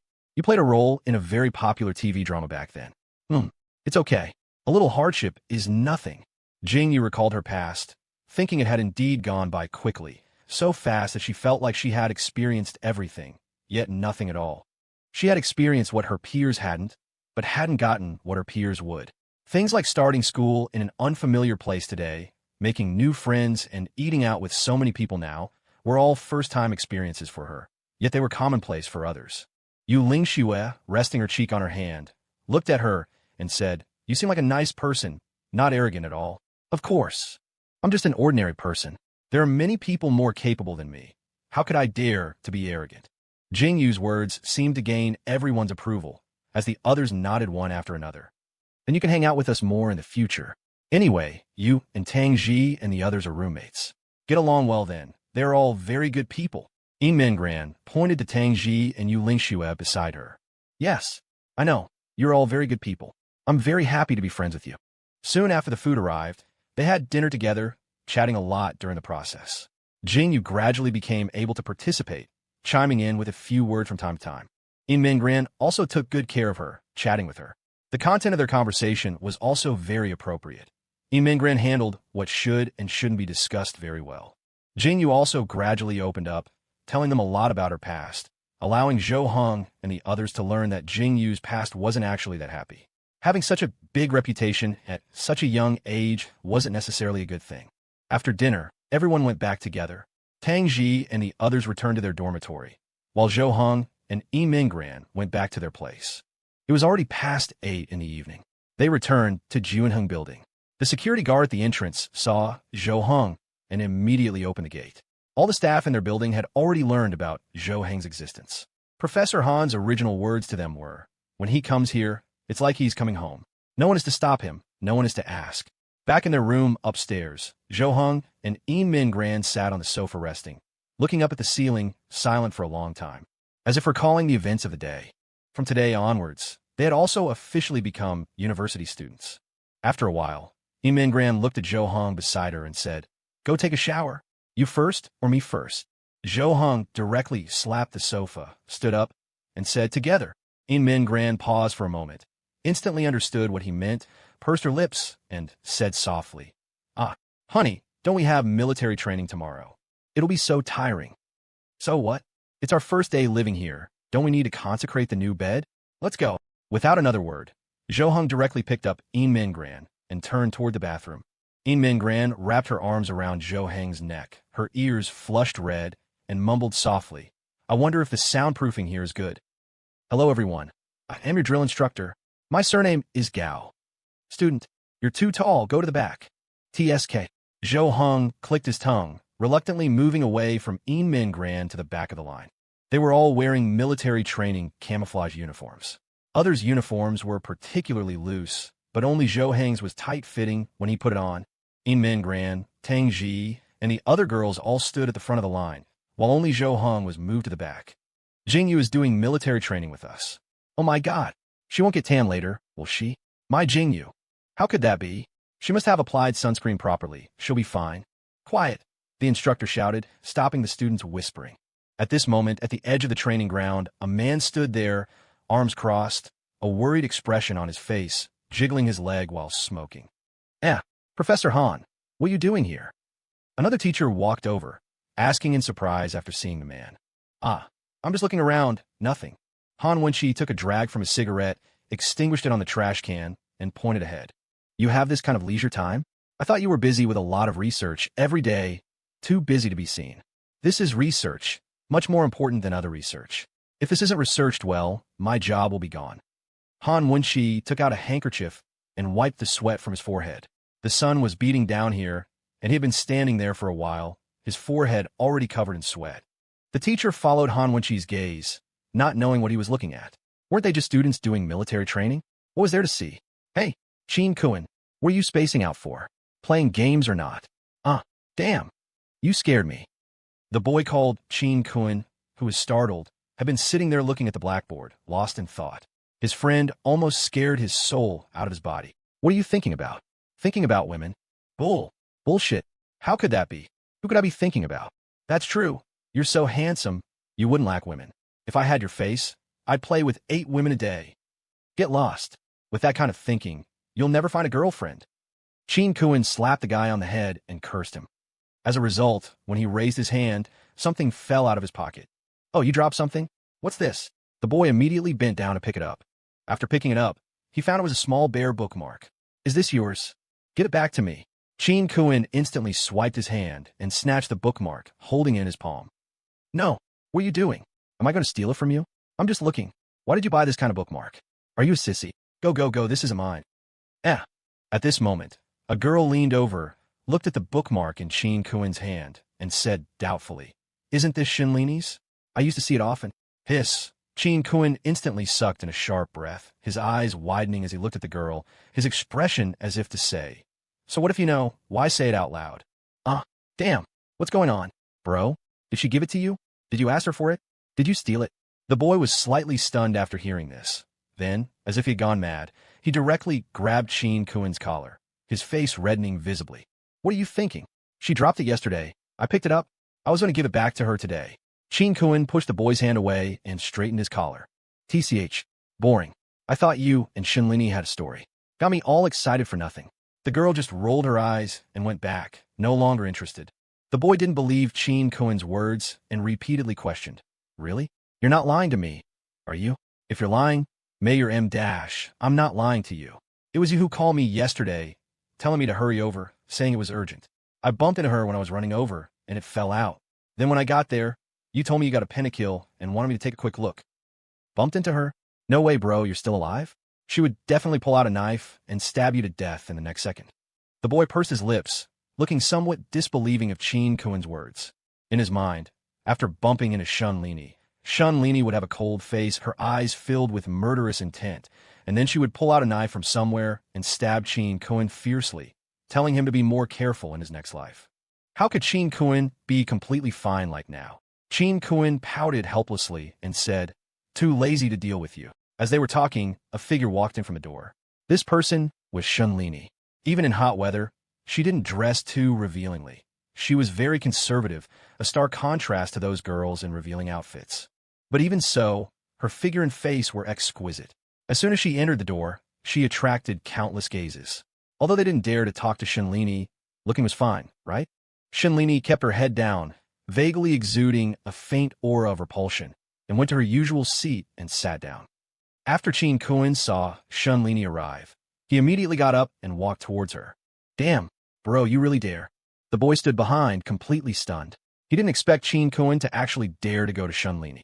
How many people had tried to approach Shinlini before, only to be pushed away by that cold aura? Now no one dared to get close, boys and girls alike. It had even reached an exaggerated point where if you lost a game of truth or dare and had to say a word to Shunlini, you would be directly refused because it was too difficult to accomplish. Chin Kuin came to Shunlini, placed the bookmark directly on her desk, and said, "Sorry, this is what you dropped when I bumped into you yesterday." Shunlini paused, looked at the bookmark on the desk. No wonder she couldn't find it yesterday, no matter how hard she looked. She raised her head, looked at Chin Kuin, her expression and demeanor exactly the same as when they collided yesterday.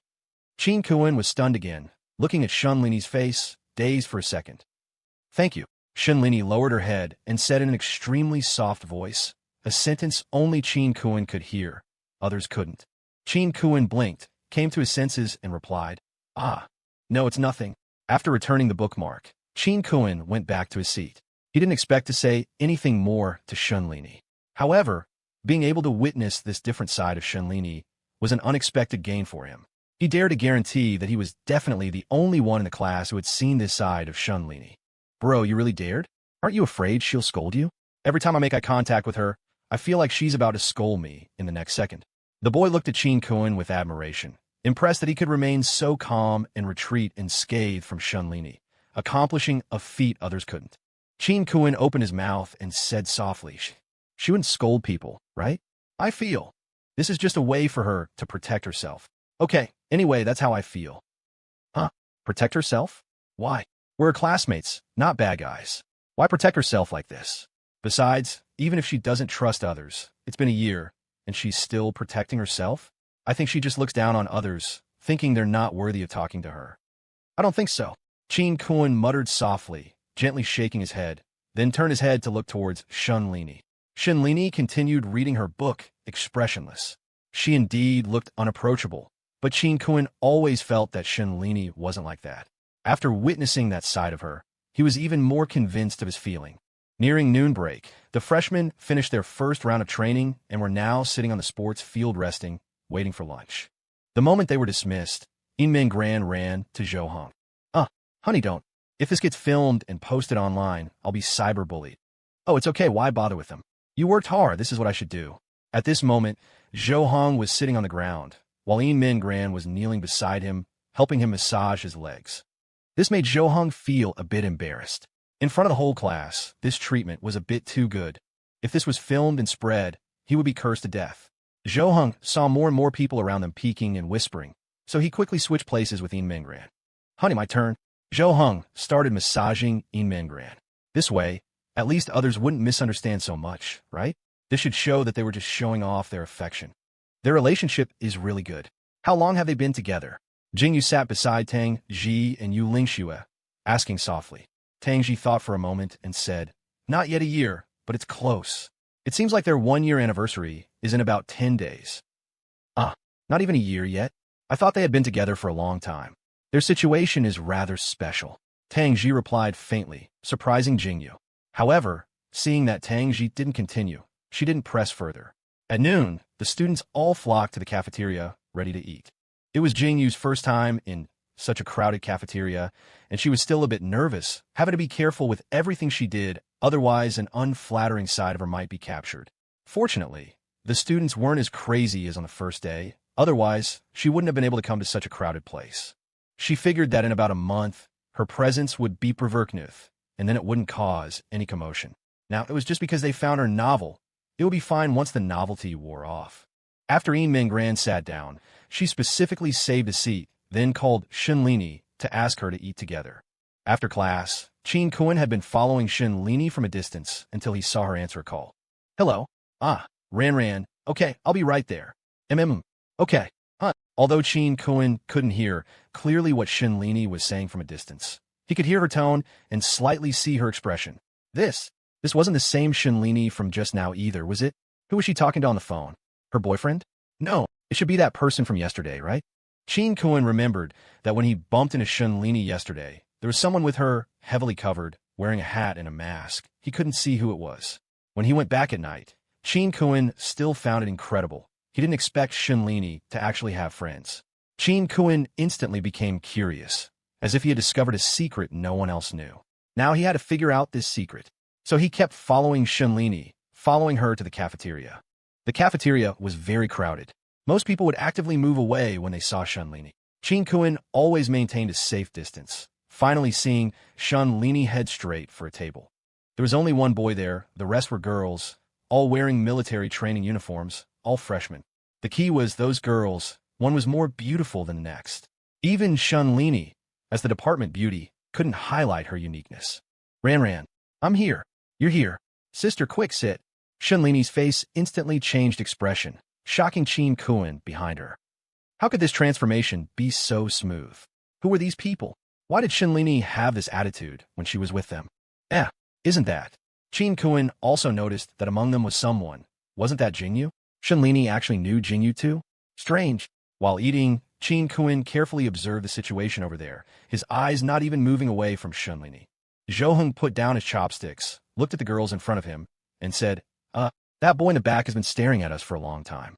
Does any of you know him? Hearing Jo Hung say this, several girls turned around to look.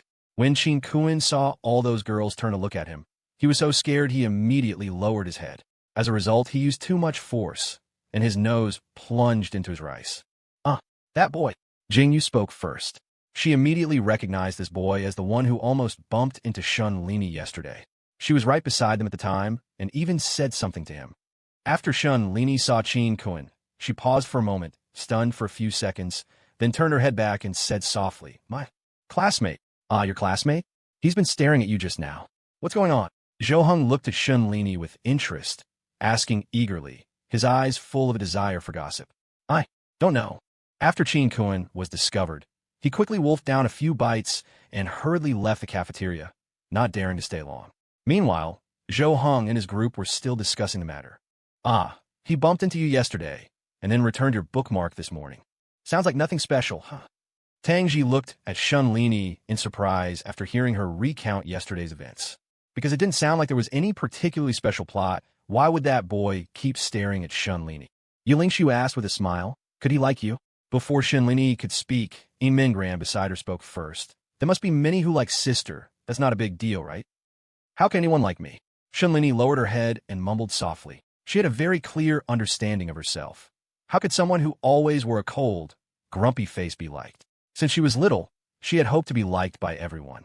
This kind of thinking led to her being dealt a huge blow if even one person disliked her. In the end, even if 9 out of 10 people liked her and only one didn't, she would still feel that no one liked her. Shunlini had such a personality. Although she was severely socially anxious and had completely closed herself off, deep down, she still hoped to make many friends. Soon it was afternoon. Zhou Heng and the others continued their military training, while Shunlini went to the classroom for class. As she walked to the classroom, she happened to arrive at the door at the same time as Qin Kuan, who was walking toward her. Qin Kuan awkwardly took a step back, letting Shunlini enter first, and said softly, You first, please. Shunlini, holding her books, nodded slightly and responded with an extremely soft After Qin Kuan entered the classroom, his friend immediately came over, grabbed Qin Kuan's arm, and asked in a low voice, What's going on? Bro, how come you came with Shunlini? We just happened to meet at the door. What do you mean came together? Happened to me? Don't tell me you were following her. You're really bold. Aren't there enough girls for you to choose from? You had to pick the most impossible one. What are you talking about?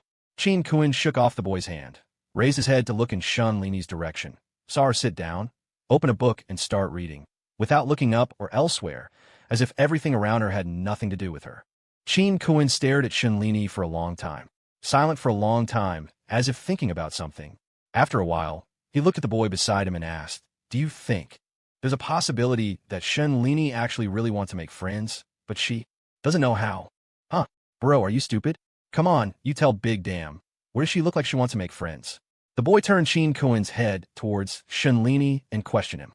Qin Kuan looked at Shunlini, and the image of her from when he bumped into her yesterday and the image of her in the cafeteria at noon flashed in his mind. At that time, did he also see her smile a little? Qin Kuan frowned slightly, pushed the boy aside, and said, Watch carefully, I'll show you what a man is. After speaking, he walked straight towards Shunlini. The boy wanted to stop him, but couldn't, no matter how hard he tried. Hey, what are you doing? Are you crazy? At this moment, the classroom couldn't help but fall silent. Most eyes turned to Qin Kuan, wondering what he was going to do. The next second, under everyone's gaze, Qin Kuan sat down in the seat next to Shunlini, a seat no one had ever dared to occupy. The boy sucked in a sharp breath, his eyes instantly widening in horror. He shook his head and mumbled, Bro, you're not just a man, you're a tough guy, you're a daredevil. Shunlini, who was reading, froze instantly. Her peripheral vision saw someone sit down beside her. When they sat down, she felt it too. Is she trembling? Qin Kuan frowned slightly, somewhat surprised. Although Shunlini didn't look up, her body seemed to be trembling slightly. Qin Kuan coughed softly twice, reached out his hand, and said to Shunlini in a low voice, Can I borrow a book to read? I want to read too. Is that okay? Shunlini paused, then her hand slowly reached in her desk, randomly took out another book, placed it on her desk, and then gently pushed the book over with her finger. From beginning to end, Shunlini didn't look up or say a word. But Qin Kuan felt it. Shunlini seemed to be misunderstood. Before he sat down, he himself was wondering what Shunlini's attitude would be, whether she would look up and glare at him fiercely, then say some incredibly cold and harsh words. Qin Kuan was already mentally prepared for these. But now, after he actually sat down and forcibly talked to Shunlini, he found she seemed a little scared. This was completely different from what he had expected, but it slightly confirmed his earlier guess. Can I just sit here? The lighting is pretty good here. If you don't like it, I'll leave. Qin Kuan asked softly. Shunlini's hand hesitated for a few seconds, then slowly lifted, but paused in midair for a few seconds before being put down again. This confused Qin Kuan. Did she agree or not? But Qin Kuan, adhering to the attitude of being shameless to the end, nodded and said with a smile, Then I'll take it as you agreed. Thank you. After speaking, he lowered his head to look at the book Shunlini had lent him. At first glance, there were no words on the cover. He was a little puzzled. What kind of book was this? Why didn't it have a name? He casually flipped open a page, frowned, stared at the words on it, and read aloud. Ran Ran is really so cute. She is the best sister in the world. Swish. 0.01 seconds later, a hand shot out at an invisible speed and instantly snatched the book from Qin Kuen's hand.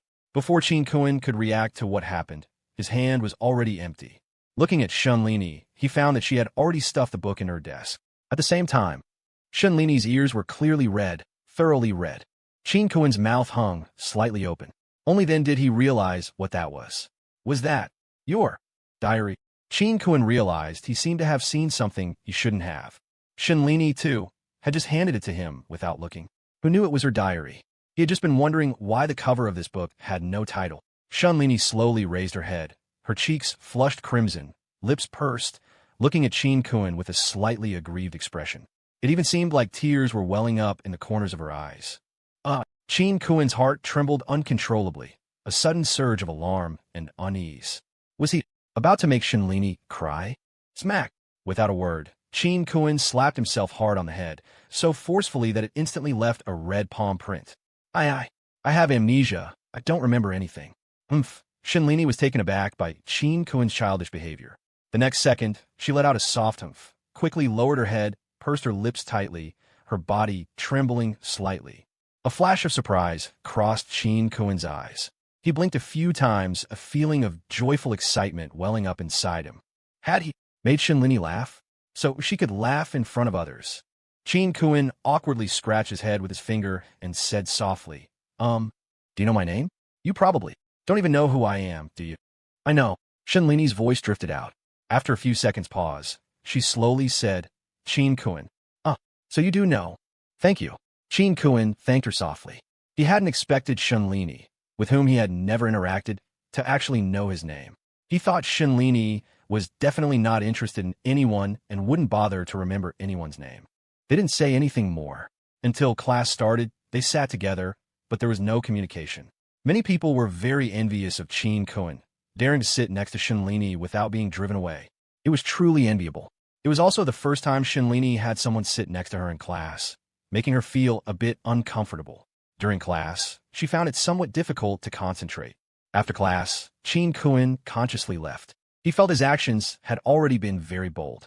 He just wanted to test whether Shunlini was really as he thought. Now it seemed his guess was correct. Shunlini seemed to be deeply misunderstood. Her true personality was probably very different from her outward appearance. Bro, how was it? What did you say to her? I just saw you slap yourself. What? When the boy saw Qin Kuen walk out, he immediately grabbed him and asked about the situation. Qin Kuen waved his hand and casually replied, didn't say much. In the evening, the military training was coming to an end. Most students were so tired they couldn't even get up from the ground. Zhou Heng and his group were also sitting in a circle, chatting, waiting to be dismissed. The drill instructor stood in front, looked at the students below, and said loudly, does anyone here have a talent to perform? Come up and perform for everyone. This sentence instantly silenced the students. They looked at each other, none intending to stand up. When Zhou Heng and Yiming Gran heard this, they immediately looked to the side. What me? Tang Ji pointed at herself and mumbled, somewhat puzzled, although she had rarely missed such an event throughout her school years. Yu Lingxue and Jingyu, hearing that Tang Ji was going to perform, immediately became interested. They hadn't seen it before and were very curious. Zhou Heng raised his chin and said, go ahead. It would be a pity not to perform a talent you've learned. All right. Tang Ji slowly stood up and patted her pants. The instructor, seeing someone stand up, clapped and shouted, come, let's welcome this student with applause. Everyone turned around, looked at Tang Ji, who had stood up, walked to the front, and also clapped. Tang Ji walked up and asked, is there music? Yes. The instructor, as if prepared in advance, took out a small speaker and placed it on the ground. After some adjustments, the music started playing. As the music began, Tang Ji closed her eyes, took a deep breath, and then started dancing. Just then, a gust of wind blew, rustling Tang Ji's long hair. Her dance was very graceful, her steps extremely rhythmic like an elf, dancing lightly. Every movement was just right. It was a visual feast, making people hold their breath. Wow! After a brief moment of stunned silence, the students below burst into cheers, the sound loud enough to be heard throughout the entire field. Instantly, other classes that were resting all shifted their gazes over, their eyes fixed on Tang Ji dancing there. Damn, goddess! Bai Song heard the voices of his classmates beside him, looked up, and his eyes widened in surprise when he saw Tang Ji. Damn, isn't that Sister Tang? Huh? Su Pengyi, sitting next to Bai Song, as if by reflex, instantly looked up in the direction of the sound. The next second, Su Pengyi's mouth dropped open in astonishment, unable to close. He had thought Tang Ji had already given him enough surprises, but he never expected this side of her. Wow, the classmates around them all took out their phones and started recording. For a moment, it seemed as if the entire field attention was focused on Tang Ji. This made Su Pengyi panic. His heart filled with unease. The person he liked was exposed to the public eye, liked by even more people. Didn't that mean he had even less of a chance? Originally, there were no competitors. After this incident, the competitors would probably line up. She was already beautiful, with a great figure and temperament. Now that she had performed a talent, she had undoubtedly secured the priority in mate selection. The dance ended, and Tang Ji finished her moves. Not only her own classmates, but even students from other classes started applauding. Tang Ji walked back to the line, returned to Zhou Hong and the others, and sat down. So amazing. Tang Ji, I didn't know you had such skills. You could even be on show. Jingyu praised sincerely. The moment Tang Ji danced, her aura completely changed, beautiful beyond words. Her professionalism was also impeccable, a completely professional dancer. Tang Ji looked up at Zhou Hong opposite her and said in a low voice, "All right, if anyone comes to bother me, you have to help me." Tang Ji had already anticipated what would happen. After all, this wasn't the first time. Zhou Hong had always helped her solve such things, so she hoped it would be the same this time. Zhou Hong pointed to Yu Lingxue beside her and said, "Aren't you Lingxue and Bai Song here? What are you afraid of?" After dismissing in the evening, the students prepared to return to their dormitories. Zhou Hong and his group were the same, planning to send Tang Ji and the others back to the girls' dormitory first, and then they would go back. "Hello there." Just then, a voice came from behind the group. This very deliberate greeting made them instantly understand who it was. Yu Lingxue chuckled softly and whispered in Tang Ji's ear, "The first one to bother you has arrived." Sigh. Tang Ji sighed and didn't turn around, but everyone else stopped and looked behind them. Following them was indeed Su Pengyi. He had been following Tang Ji since they were dismissed. Seeing that she was about to reach the dormitory, who knew how many people would confess to Tang Ji the next day? If he wasn't quick, if he didn't act now, he would lose his chance. "We'll head off first." Zhou Hong directly took Yi Mingran's hand and left first. Before leaving, he even gave Yu Lingxue a look, signaling her to handle it.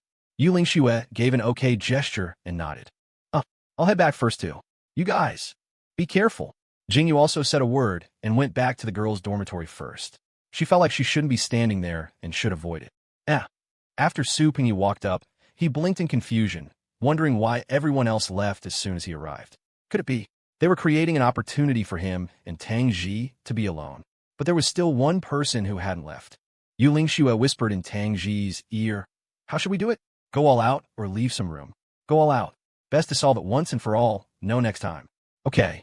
Yu Lingxue completely understood Tang Ji's meaning, but Tang Ji had a slightly ominous premonition. Yu Lingxue turned around, looked at Su Pengyi behind her, coughed twice, and said to him, "Are you looking for my Tang Ji? What's the matter?" Tang Ji and Su Pengyi both made confused sounds at the same time, looking at Yu Lingxue with astonishment. You're Tang Ji, what do you mean?" Su Pengyi gave a bitter smile, pointed at Tang Ji, and asked doubtfully. And Yu Lingxue directly put her arm around Tang Ji's shoulder. "Isn't it obvious? What are you doing?" Tang Ji pouted her back to Su Pengyi and said to Yu Lingxue in a low voice, "This is more decisive." After a brief moment of stunned silence, Su Pengyi smiled helplessly and said, "Stop joking. I know it's fake, impossible." Yu Lingxue's mouth twitched. Did she act that unconvincingly? There was nothing she could do.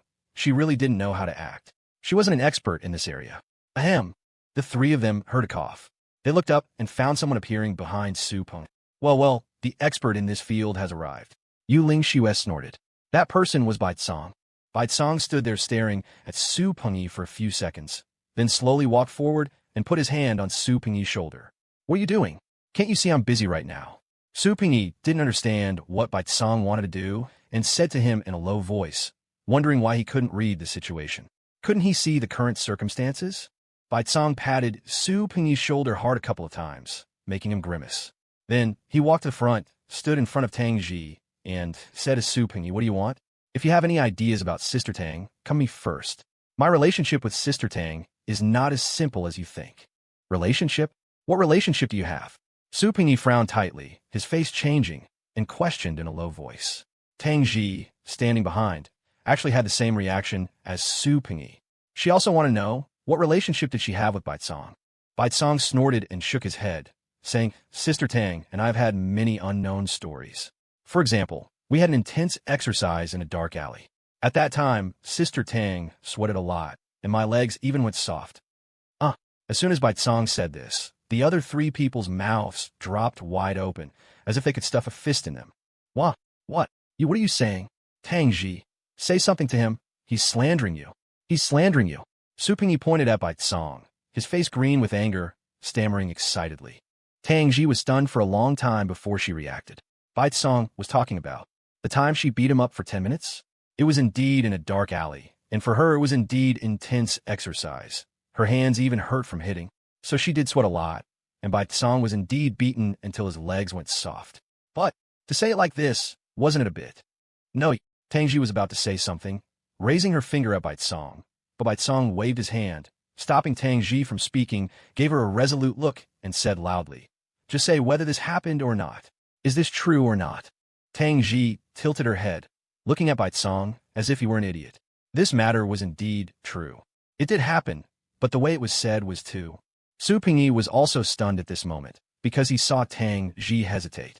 If it were something very absurd, Tang Ji should have said something immediately. Tang Ji put her hands on her hips, pouted, hesitated for a few seconds, and nodded. Yes, it happened. It's true. As soon as Tang Ji said this, Su Pingyi felt his heart shatter in an instant. As if it had been smashed by a giant hammer, broken into pieces. Even the person herself admitted it. Generally, if such words were false, they would be clarified immediately, right? But the person herself actually admitted it. A dark alley, two people, intense exercise, sweating, and legs going soft. What more needed to be explained? Even a fool would understand. You guys. You actually. Su Pingyi took 2 steps back, completely unable to believe it, but he had to. Indeed, Baicong was very handsome. Even he felt inferior. The things in his dormitory also proved that his family was very rich. He wasn't short of money at all. Such a handsome, rich, and smart person. Really couldn't compare. Sighed. Su Pingyi bit his lip, sighed, and turned to leave. He felt his mood was very heavy and needed to go back and calm down. After Su Pingyi left, Baicong turned his head to face Tang Ji, bowed, and said, I'm really sorry, Sister Tang. You can beat me up. Don't let it happen again. This has already greatly affected my reputation. A few minutes later, Tang Ji rubbed her hands, frowned, and muttered. Baicong, after being beaten up, seemed perfectly fine, completely unaffected. This made Tang Ji wonder, how could Baicong be so resilient to beatings? His build wasn't that strong, yet he was so sturdy. Yes. My fault. But, this way, he probably won't pester you anymore, right? This can be considered helping you solve a problem. Who asked you to solve it like this? Tang Ji punched Baicong hard 3 more times, gritting her teeth in anger, panting heavily. Baicong just covered his head, silently taking the beating. All right. Let's go back. Yuling Xue stopped Tang Ji. If this continued, Baicong would be fine, but Tang Ji might exhaust herself from hitting him. Really, so annoying. Tang Ji cursed as Yuling Xue pulled her away. Baicong watched the two leave, even raising his hand to wave, shouting, Take care. Bang! As soon as his voice fell, a lollipop flew over and hit Baicong squarely on the forehead. Baicong awkwardly rubbed his forehead, picked up the lollipop, and turned to leave.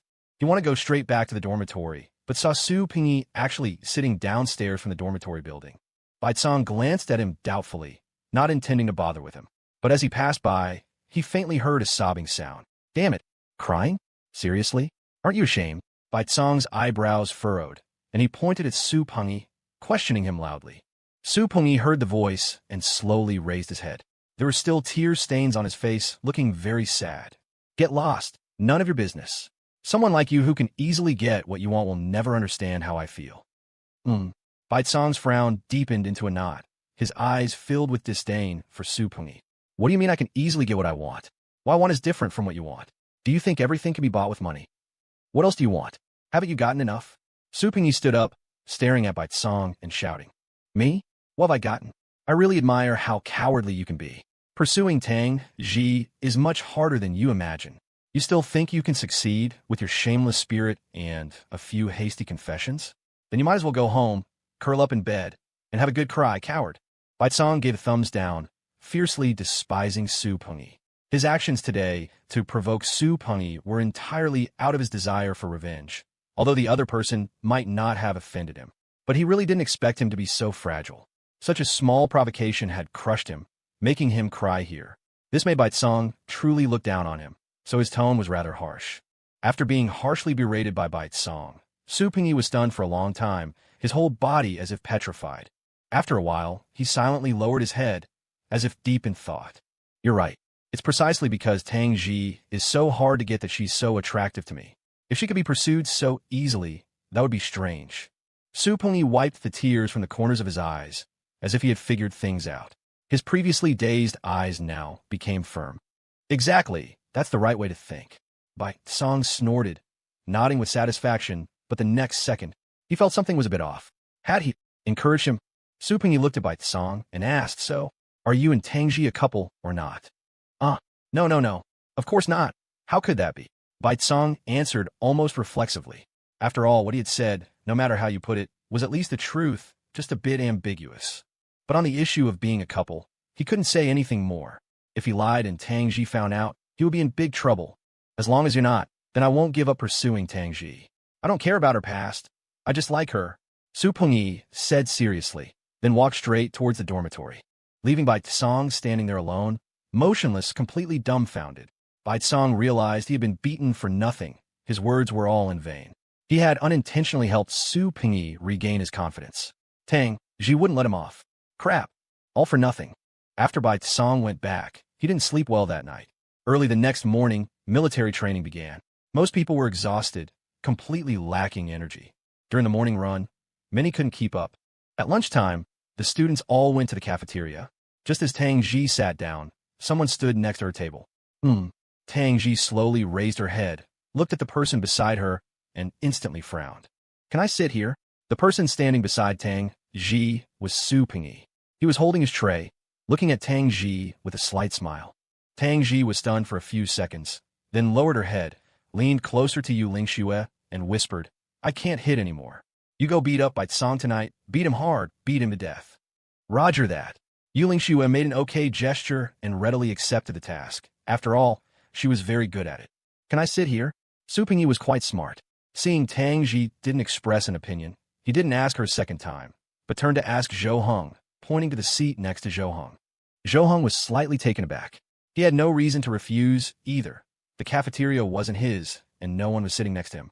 Go ahead and sit. Zhou Heng had no choice but to let Su Pengyi sit down, right opposite Tang Ji.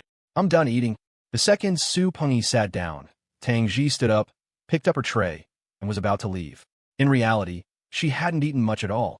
But just as Tang Ji stood up, their drill instructor happened to pass by. Seeing that Tang Ji's plate was almost untouched, he stopped and couldn't help but say to her, Student, don't waste food. Wasting is shameful. Food is hard-earned. TSK. Tang Ji's movement froze. She clicked her tongue, and helplessly, she sat down again. Yu Lingxue leaned closer to Tang Ji and whispered, It's okay. Why care about him? So many people annoy you, yet you're particularly concerned about him. Isn't that making him misunderstand? Tang Ji bit her lip, glared at Yu Lingxue, and said in a low voice, Because I especially hate him.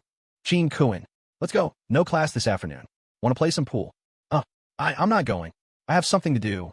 In the dorm room, Qin Kuan waved his hand in refusal. He was carrying a bag, looking like he was about to go out. What could you possibly have to do? Going on a date? With whom? It's not a date. I just want to pick up a new hobby. After Qin Kuan finished speaking, he walked out the door and left the dormitory with his bag. He took out his phone to check the time, looking quite rushed, and mumbled at this time. She should be there, right? He jogged all the way to the school library. The moment he walked into the library, he started looking around, as if searching for someone. Finally, his eyes lit up. In a corner, he saw a figure from behind. She seemed to have hidden herself there, in a very secluded but secure spot. And as expected, she was alone. This person was Shun Lini. Her life basically consisted of classes, the library, and going back to her dorm to sleep. Only when she was with Mingran and the others would her life become more enriched. Qin Kuan walked over quietly, heading straight for the empty seat beside her. "Hi, can I sit here?" Even before Shanlini noticed Qin Kuin's presence, Qin Kuin greeted her and sat down right next to her. This was quite a shock to Shanlini's little heart. She trembled all over and almost fell off her stool. Hey, be careful." Qin Kuin subconsciously reached out to support Shanlini's arm, preventing her from falling. But this physical contact made Shanlini very uncomfortable. The next second, she forcefully shook off Qin Kuin's hand. It was like she was totally grossed out, wanting to get his hand off her ASAP. If it were an ordinary person, they would have been provoked by Shanlini's attitude and would have immediately left. But Qin Kuin didn't. Ever since he tested Shanlini yesterday, he had made up his mind. He knew Shanlini wasn't like what others imagined, so he understood that this behavior was just Shanlini's self-protection, not genuine disgust towards him. Shanlini didn't say anything more, but lowered her head very low, staring at the book in her hand. "Don't get so close, it's bad for your eyes." Qin Kuin spoke again, gently advising her. Shanlini didn't answer, but she slowly raised her head a little. Qin Kuin was very pleasantly surprised to see that Shanlini actually listened to him. His bold actions hadn't caused any problems.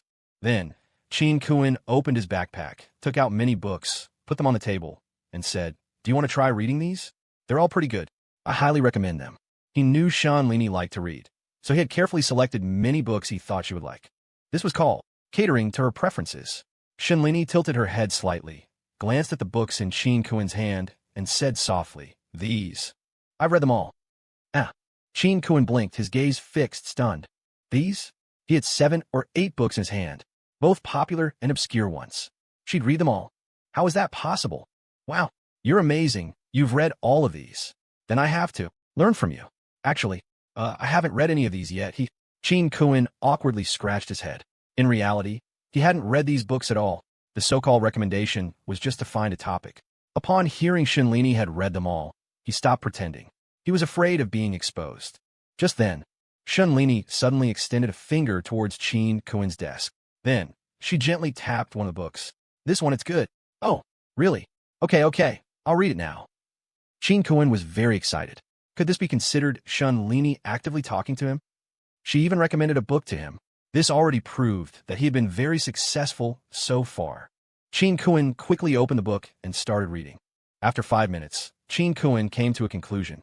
He was really not suited for reading. He would read a passage 3 times. He didn't know why. It was as if he couldn't concentrate. He recognized all the words, but when he read them out, his mind didn't form the picture. He couldn't enter the world within, so he had to read it 3 times to understand. In these 5 minutes, he also spent a minute occasionally glancing at Shanlini. But Shanlini was very focused. He could only see her eyes moving, reading line by line. Buzz! Qin Kuin's phone vibrated. He took it out and saw pictures sent by his friends. His friends were playing pool, basketball, badminton. Many people were inviting him to join them. He looked down at the invitations from his friends, bit his lip, then raised his head and glanced at Shanlini beside him. "No, you guys go ahead and play." Qin Kuin declined all invitations, put his phone on silent, tucked it into his pocket, focused his mind, and looked at the book. During the process, Qin Kuin didn't say another word to Shanlini because he knew she came here for quiet reading. He couldn't keep pestering her just because he wanted to talk to her. That would only make her annoyed. He set his expectations very low. Before coming here, he had thought that if he could just say one sentence to Shanlini, it would be a success, even if he didn't sit next to her. As it turned out, not only did they sit together, they even talked, and Shanlini even actively recommended a book to him. This was already a great success. He wasn't greedy, so for the rest of the time, he also read seriously, without disturbing Shanlini. After about 2 hours, Shanlini seemed to be leaving. She closed her book and packed her things. Seeing Shanlini about to leave, Qin Kuin didn't continue either. He also packed his things, preparing to leave. Thank you for today," Qin Kuin said softly to Shanlini. Shanlini stood there, a little dumbfounded, clearly confused as to why Qin Kuin was thanking her. However, she didn't ask further, just gently shook her head, then slung her bag over her shoulder and walked out. As she passed by Qin Kuin, the fresh scent of her hair wafted into his nostrils. He watched Shanlini leave the library. How can she be so charming? Birthday? What's going on? It's her birthday, right after the military training ends. This is the first birthday I'll be celebrating with her, and I don't know what to do. That evening, Zhou Heng took Yin Minggran out for dinner with Tang Ji and Yuling Xue.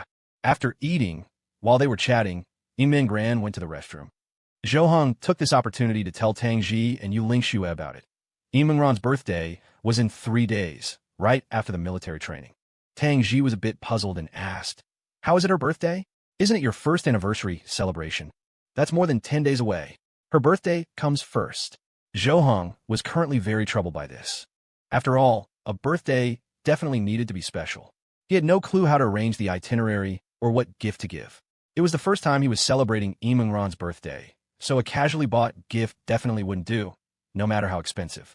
It had to be meaningful. Last year, when it was Yimengran's birthday, he hadn't brought her home yet, and she was going through the cruelest blow of her life at the time, so she had no mind for birthdays. It was just missed. But this year was different. He had the chance to celebrate Yimengran's birthday.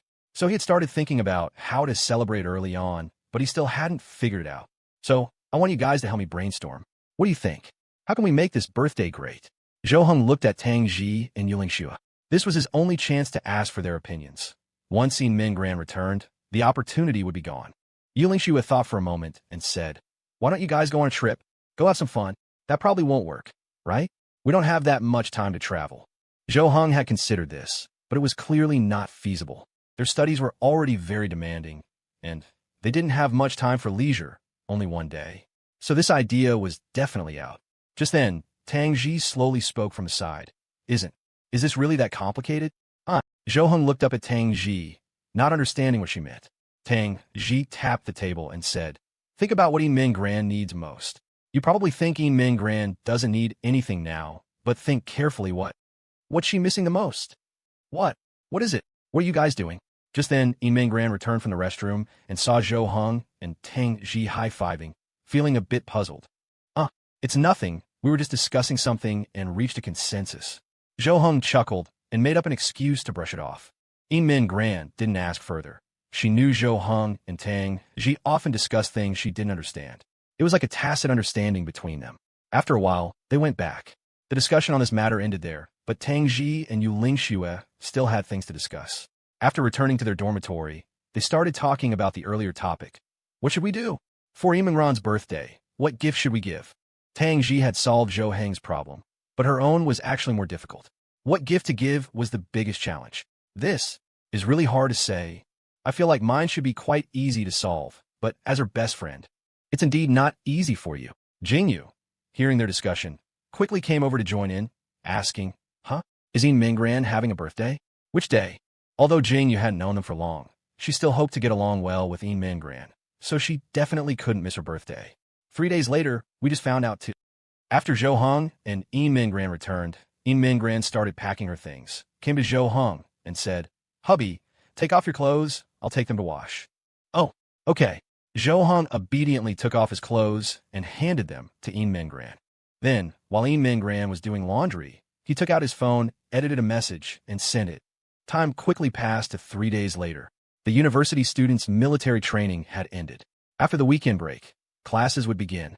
Early in the morning, Zhou Heng opened his eyes. His biological clock seemed to know that today was a very important day, so it woke him up early. After Zhou Heng opened his eyes, he looked beside him and found Yimengran, who was lying in his arms, still fast asleep. Zhou Heng didn't rush to get up, but let Yimengran sleep a little longer. After all, a week of military training was very tiring. After lying there for about 20 minutes, Yimengran slowly opened her eyes and yawned. Morning. Hubby, why are you awake so early?" Probably because I went to bed early last night." Zhou Heng scratched his head and replied softly. He wanted to see Yimengran's reaction. After all, it was her birthday today. She should have some reaction, right? He even wanted to pretend he didn't remember it was her birthday, let her feel a little disappointed, and then have a reversal. But looking at Yimengran's reaction now, it seemed like she herself didn't remember it was her birthday. Okay, I'll get up first then. What do you want for breakfast? I'll go out and buy it for you." Yimengran sat up, straightened her slightly messy nightgown, and then got out of bed. Yimengran turned on the bathroom light, walked in, picked up the toiletries by the sink, and glanced at the mirror. This glance instantly froze Yimengran. She saw in the mirror, behind her, there seemed to be something. Yimengran spun around abruptly and looked behind her. There placed was a large bouquet of flowers, 999 of them. Next to the flowers were several gift boxes, big and small, all exquisitely decorated. Yimengran covered her mouth, her face full of surprise, her eyes filled with disbelief, wide open. At this moment, a pair of arms embraced her from behind, and Zhou Heng's voice came softly by her ear. Your birthday. Let's start it with flowers from early morning. Happy birthday, wifey. My birthday. Yin Minggran blinked, stunned for a long time before she reacted. Ah, today isn't my birthday today? I forgot. She swore she had truly forgotten. She remembered Zhou Heng's birthday, Tang Ji's birthday, and the birthdays of other important people, but she had forgotten her own. Yin Minggran turned around to look at Zhou Heng, tears instantly welling up in her eyes. After a blink, shiny tear tracks slid down her rosy cheeks. Hubby, you still remember my birthday. I forgot it myself. Yin Minggran's lips trembled, her nose quickly turning red, and she burrowed into Zhou Heng's embrace, sobbing softly. Zhou Heng gently stroked Yin Minggran's head and said softly, How could I possibly not remember? Even if you yourself forget, your birthday won't be forgotten because someone loves you. Woo-woo. Yin Minggran burst into tears. She was not only moved, but also remembered her birthday last year. She used to particularly value her birthday, thinking about it long in advance, and what delicious food she would eat with her family on that day. But unexpectedly, her parents passed away a few days before her birthday. She was immersed in grief every day. How could she possibly think about her birthday? Since then, she had completely lost all anticipation for her own birthday. Unexpectedly, Zhou Heng still remembered. How could this not make her cry? Zhou Heng comforted Yin Minggran for a good while before she calmed down. He remembered sneaking the flowers in last night, terrified that Yin Minggran would suddenly wake up. He had prepared the flowers in a pile of gifts yesterday, then asked Han Wenqi to temporarily store them in his office. In the middle of the night, after Yin Minggran was fast asleep, Zhou Heng went to the office, moved these things to the bathroom, arranged them, and then returned to bed. All right, wifey, hurry up and get ready. Dress beautifully. We're going out to have fun. Okay. Yin Minggran's cheeks were still red, but she wore her brightest smile, nodded in agreement, then tiptoed and kissed Zhou Heng's lips. Half an hour later, Yin Minggran and Zhou Heng were both ready. Yin Minggran didn't want to cause delays because of herself. She only put on light makeup, but it was beautiful enough. Then she wore a dress she usually couldn't bear to wear, twirled in front of the mirror, and asked, Hubby, is this dress okay? Zhou Heng hugged Yin Minggran from behind and gently kissed her cheek. Of course it is. My wife looks good in anything. Let's go, let's set off. Yin Minggran didn't even know where Zhou Heng was taking her, but she didn't ask. As long as she was with Zhou Heng, it didn't matter where they went. Even if she spent the whole day at home with Zhou Heng, she would feel it was the best birthday. The two packed their things and went out together, taking the elevator to the first floor. Hey, little Ran, happy birthday. Happy birthday. Have a great time today. Happy birthday, little Minggran. After reaching the first floor, the graduate students they met all wished Yin Minggran a happy birthday, smiling and greeting her. Although they had only lived in this building for a week, they had basically met most people and knew them. How do they all know? Yin Minggran responded politely one by one, then whispered in Zhou Heng's ear. I don't know either. Professor Han probably let it slip. Zhou Heng shrugged awkwardly. Seeing so many people knew Yin Minggran's birthday, that was probably the only possibility. When the two walked out of the building, they saw a car parked ahead. For people were standing near the car, seemingly chatting. Yin Minggran saw two of them, and her eyes widened instantly, a flash of surprise in them. She was stunned for a few seconds before reacting. Mom, Dad, why are they here? Zhou Junyao and Lu Wei, who were standing there chatting, saw Zhou Heng and the others come out and immediately waved them over. Come on, you're finally out. Besides Zhou Junyao and Lu Wei, one of the other two was Han Wenqi, and the other was a middle-aged man with an extraordinary temperament, looking refined and scholarly, comparable to Zhou Junyao. Yin Minggran quickly walked over, came to them, and asked softly, Mom, Dad, why are you here? Of course, to celebrate our precious daughter's birthday. Lu Wei bent down slightly, cupped Yin Minggran's cheeks with her hands, and said with a smile. Zhou Junyao also nodded with a smile beside her. Both of them were wearing casual clothes, completely different from their usual formal attire. Yin Minggran looked at Zhou Heng in surprise. She knew this must have been Zhou Heng's doing. Zhou Heng gently placed his hand on Yin Minggran's shoulder and said, What's wrong? For a birthday, shouldn't it be spent with family? Going out to play with family, eating delicious food together. Zhou Heng had thought of this after Tang Ji's hint. For Yin Minggran, what delicious food to eat or what good gifts to receive on her birthday wasn't a big deal. Anyway, It was all the same to her because Zhou Heng often took her to eat delicious food and often gave her gifts, so it didn't reflect the specialty of a birthday. Min Gran wouldn't lack these things. What Min Gran lacked most now was probably the care of her parents, the companionship of her family. So, only this way would it be truly meaningful for Min Gran. Min Gran stood there, somewhat stunned. She couldn't imagine what kind of love she had received. Min Gran knew how busy Zhou Junyao and Lu Wei usually were. It was hard to even meet them. But today, they actually came to celebrate her birthday. A family, going out to play together. In Eminran's world, these were scenes that only happened in dreams. Yet today, they actually came true. For a moment, she felt like crying again. These two must be your son and daughter-in-law, right? Truly a handsome couple. At this moment, the middle-aged man slowly spoke, a smile on his face, looking very kind. Zhou Heng and Min Gran didn't know who he was, so they didn't reply. Han Wenqi at the side quickly introduced, Principal Yuan, this is Zhou Heng, and this is Min Gran. You too, this is the principal of Dongzhi University, Yuan Heng, Principal Yuan. Hello, Principal. Zhou Heng and Min Gran obediently greeted him. They hadn't expected this man to be the principal.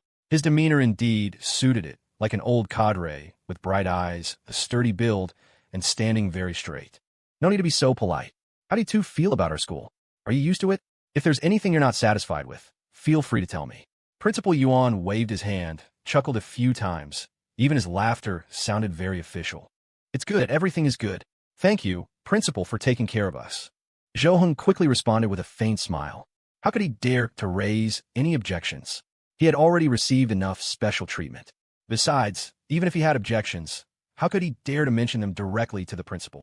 All right, Principal Yuan, we'll be leaving now. Zhou Junyao patted Principal Yuan's shoulder. The two seemed to have a good relationship. Principal Yuan smiled and nodded, saying, Okay, come again when you have time. I'll treat you to tea. Got it. Zhou Junyao got into the driver's seat of the car. Lu Wei sat in the passenger's seat and gestured for the two to get in. Let's go. Okay. Zhou Heng and Min Gran sat in the back seat. As the car started and left the school, Min Gran couldn't suppress her inner excitement and joy. It had just begun, but she already felt this birthday was fantastic. Mom, Dad, where are we going? Min Gran couldn't help but ask, because she was just too happy. Lu Wei looked back at her, a faint smile on her lips, and said, We're going to that amusement park you've always wanted to visit. Zhou Heng told us. Min Gran turned to look at Zhou Heng. Zhou Heng pursed his lips, shrugged, and said, I saw you saved it. I thought you'd really want to go. Min Gran instantly felt an overwhelming sense of happiness. She did indeed really want to go, but it was just a thought. She had never mentioned it. Unexpectedly, Zhou Heng had secretly discovered it and actually made it happen. This feeling of being completely cared for was intoxicating. There was no need to speak up. Someone just knew how to make you happy. All right. Just then, Min Gran suddenly thought of something, sat up straight, and looked at Zhou Junyao and Lu Wei in front. Damn, can I go to a place first? It's a bit of a detour, she asked somewhat embarrassedly. To be honest, she shouldn't have asked. It was already not easy for two such busy people to make time to celebrate her birthday. She should cherish it. But this place, she had to go today. Lu Wei looked back at her, saw her determined gaze, and couldn't help but show a gratified smile. Okay, of course you can. An hour later, the car arrived at the foot of a hill. The other three followed. Min Gran up the mountain. Zhou Heng was carrying quite a few things in his hands. Then they saw Min Gran, in her beautiful dress, unconcernedly clearing the weeds in front of a grave. Seeing this, Zhou Heng immediately put down his things and went forward to help. Zhou Junyao whispered in Lu Wei's ear, Is this her parents? Yes, and this isn't even her biological father. She treats him like her own father. This child knows gratitude, is filial. Did you hear what she said before she came? Her birthday is her mother's day of suffering, so she must come to see her mother today. Lu Wei stood behind, liking Min Gran more and more as she watched. Having such a child was also a blessing for parents. Zhou Junyao looked at the surroundings and said, Since she doesn't want her parents to move to a better place, then let's have someone renovate this place later. It's just a small hilltop. Let's buy it. Yes, let's find a professional to check the feng shui first when we get back. Random renovation might break the feng shui and disturb the peace. Zhou Heng brought over the things he bought. Offerings and such were all laid out. After the memorial service ended, the two walked back. Danom, thank you for agreeing to my request and bringing me here. Mingran expressed her gratitude to Zhou Junyao and Lu Wei. She had to come here, and their accommodation made her very happy. The two just smiled. Then Zhou Junyao came to Zhou Heng, patted his shoulder, and said, "Learn well from her." Zhou Heng looked confused, watching Zhou Junyao turn and leave, very puzzled. How did this involve them again? After getting back into the car, they put away their heavy mood and prepared to have fun. It was almost noon, but Mingran's enthusiasm hadn't diminished at all. She still felt very excited and happy. After about another half hour, the car arrived at its destination, and the four bought tickets and went in. As soon as they entered, they saw a huge sculpture. Many people were taking pictures there. It was clearly a photo spot. Mingran pulled Zhou Heng's hand, pointed there, and said somewhat excitedly, "Hubby, hubby." Her saved list included this photo spot. Many couples took pictures here, and it looked especially good. Okay, let's go take pictures. Mom, you help us too take them. All right, you guys go. Lu Wei readily agreed, took out her phone to take pictures for them. Zhou Heng and the others stood over. He seemed rather stiff because he rarely took pictures. When they went out to play before, it was always him taking pictures of Mingran. He himself almost never took any because he didn't know how. Standing there, not knowing what pose to strike, he looked very stiff. Today was Mingran's birthday, after all, so he listened to her to fulfill her wish. Mingran, on the other hand, was much more natural. She tightly held Zhou Heng's arm, leaned on his shoulder, a sweet smile on her face, her eyes slightly squinted as if they were smiling too. Lu Wei took several pictures of the two. Mingran looked at the photos, smiling happily. These would all be her precious memories. Let's go play that one first. Mingran pointed to a roller coaster not far away. This roller coaster was also very famous and often seen online. Come on, Dad, Mom. Mingran pulled Zhou Heng and trotted over, turning back to call Zhou Junyao and Lu Wei. Hey, come here. Lu Wei turned to look at Zhou Junyao and asked, "Hubby, can you play? Is your blood pressure okay?"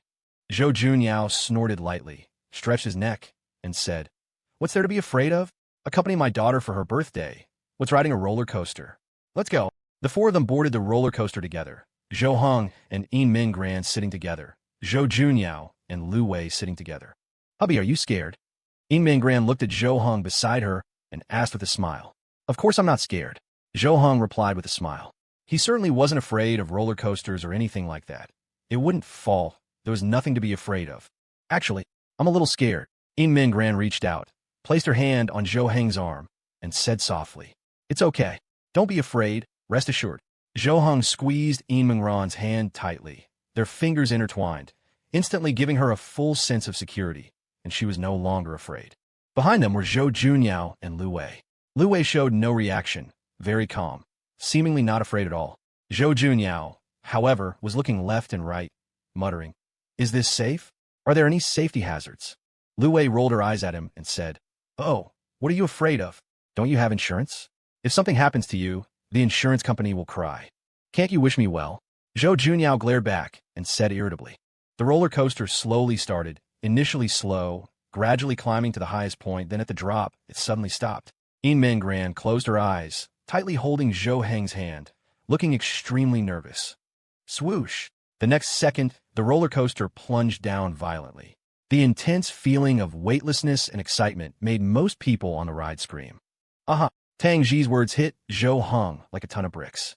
His eyes widened, and he slammed his hand on the table. "I've got it." This was the first time Zhou Junyao felt it was a good thing his son was big. Behind Zhou Heng, the wind was blocked by Zhou Heng. When the roller coaster slowly came to a stop and they got off, Mingran looked like she had a lot of fun, even though she had barely opened her eyes during the ride, because she was really a bit scared.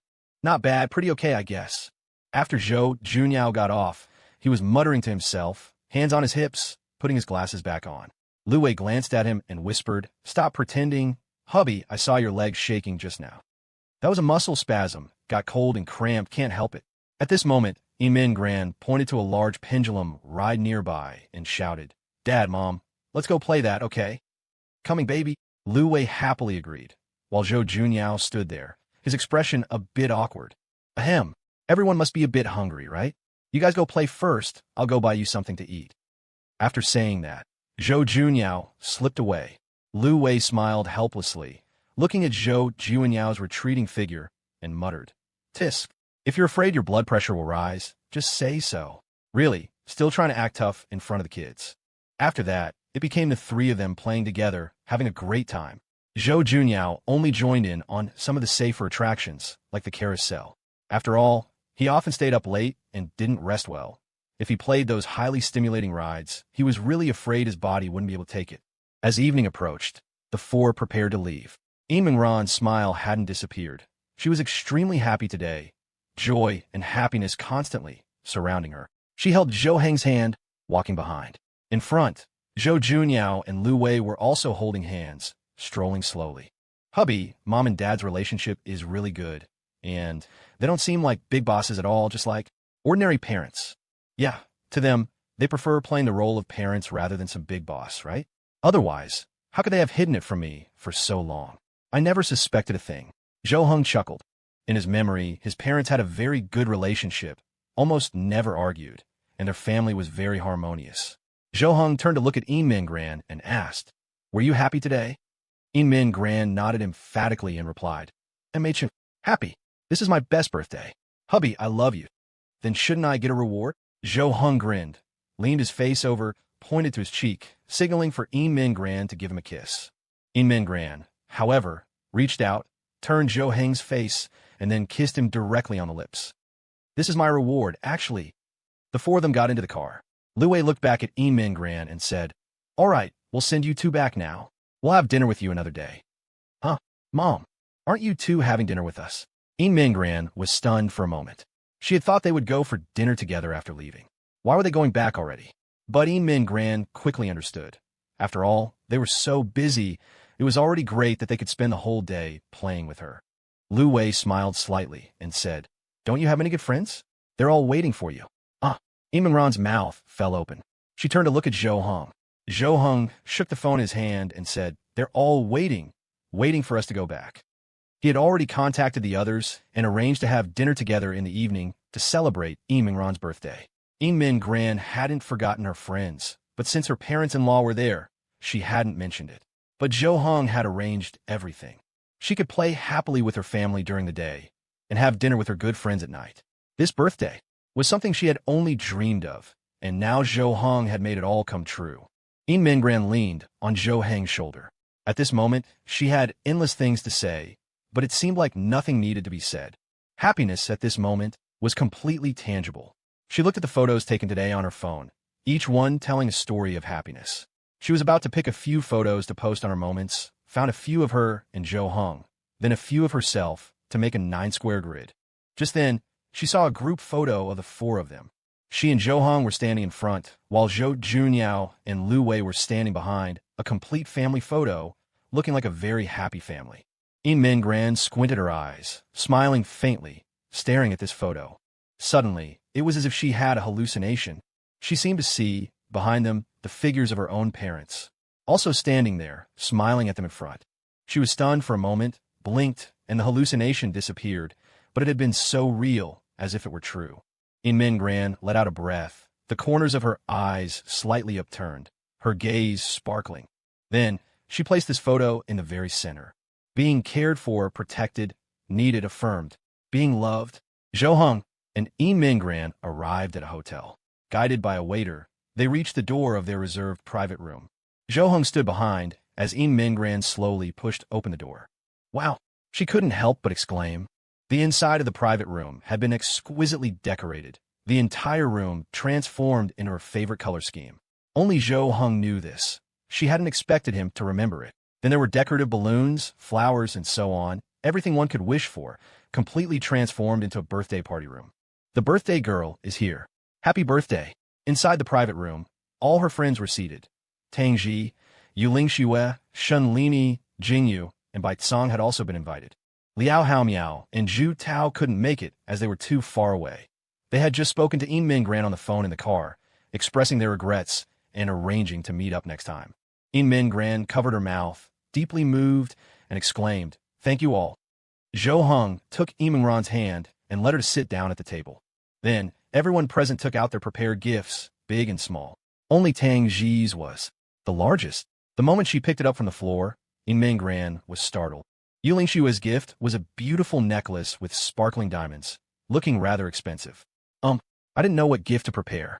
I originally wanted to make a gift for you myself, but I'm too clumsy. I didn't succeed. Next time, I'll definitely prepare well. Don't say that. Your gift to me is good. I like it very much. Thank you. I've already thought about your birthday gift.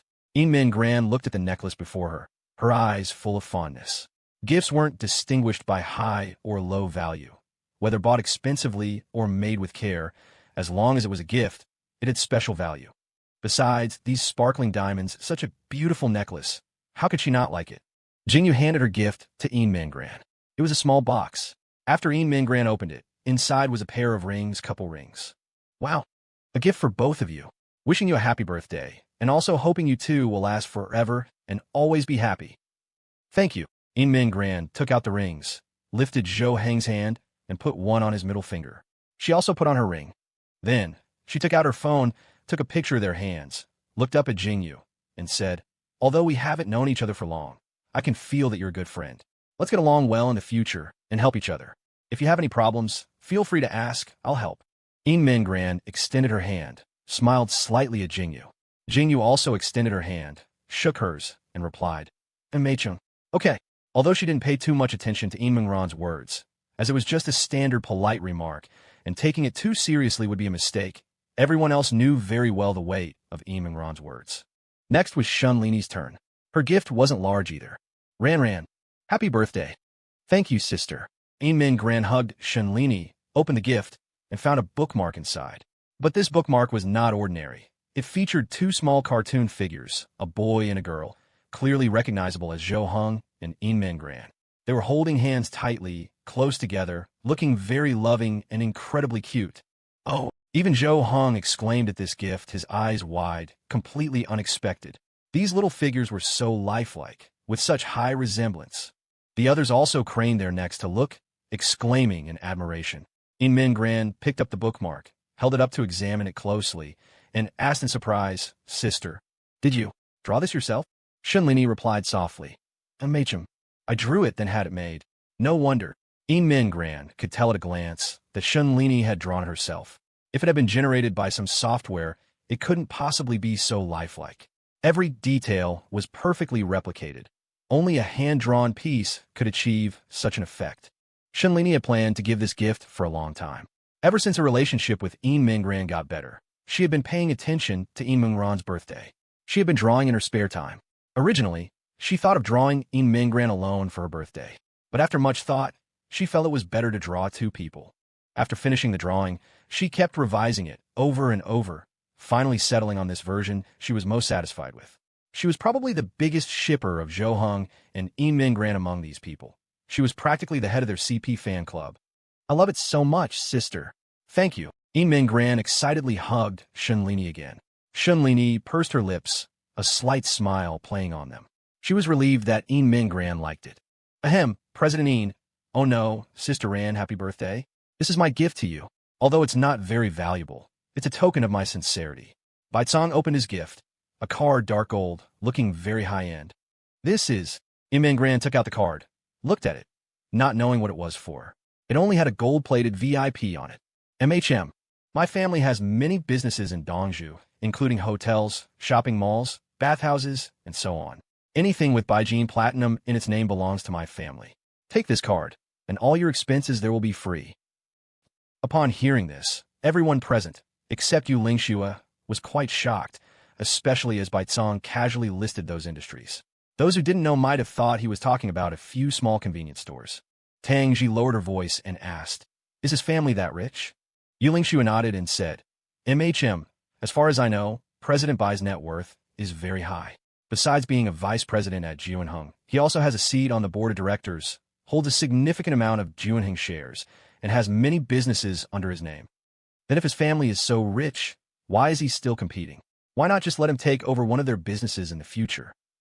Because once Baicong is inside Juanheng, it's easier for President Bai to handle things. The higher Baicong climbs, the greater the advantage for the father and son. Essentially, it's also hoped that he'll work hard to climb up, rather than just being a trust fund kid. Unfortunately, the son is foolish and also homo,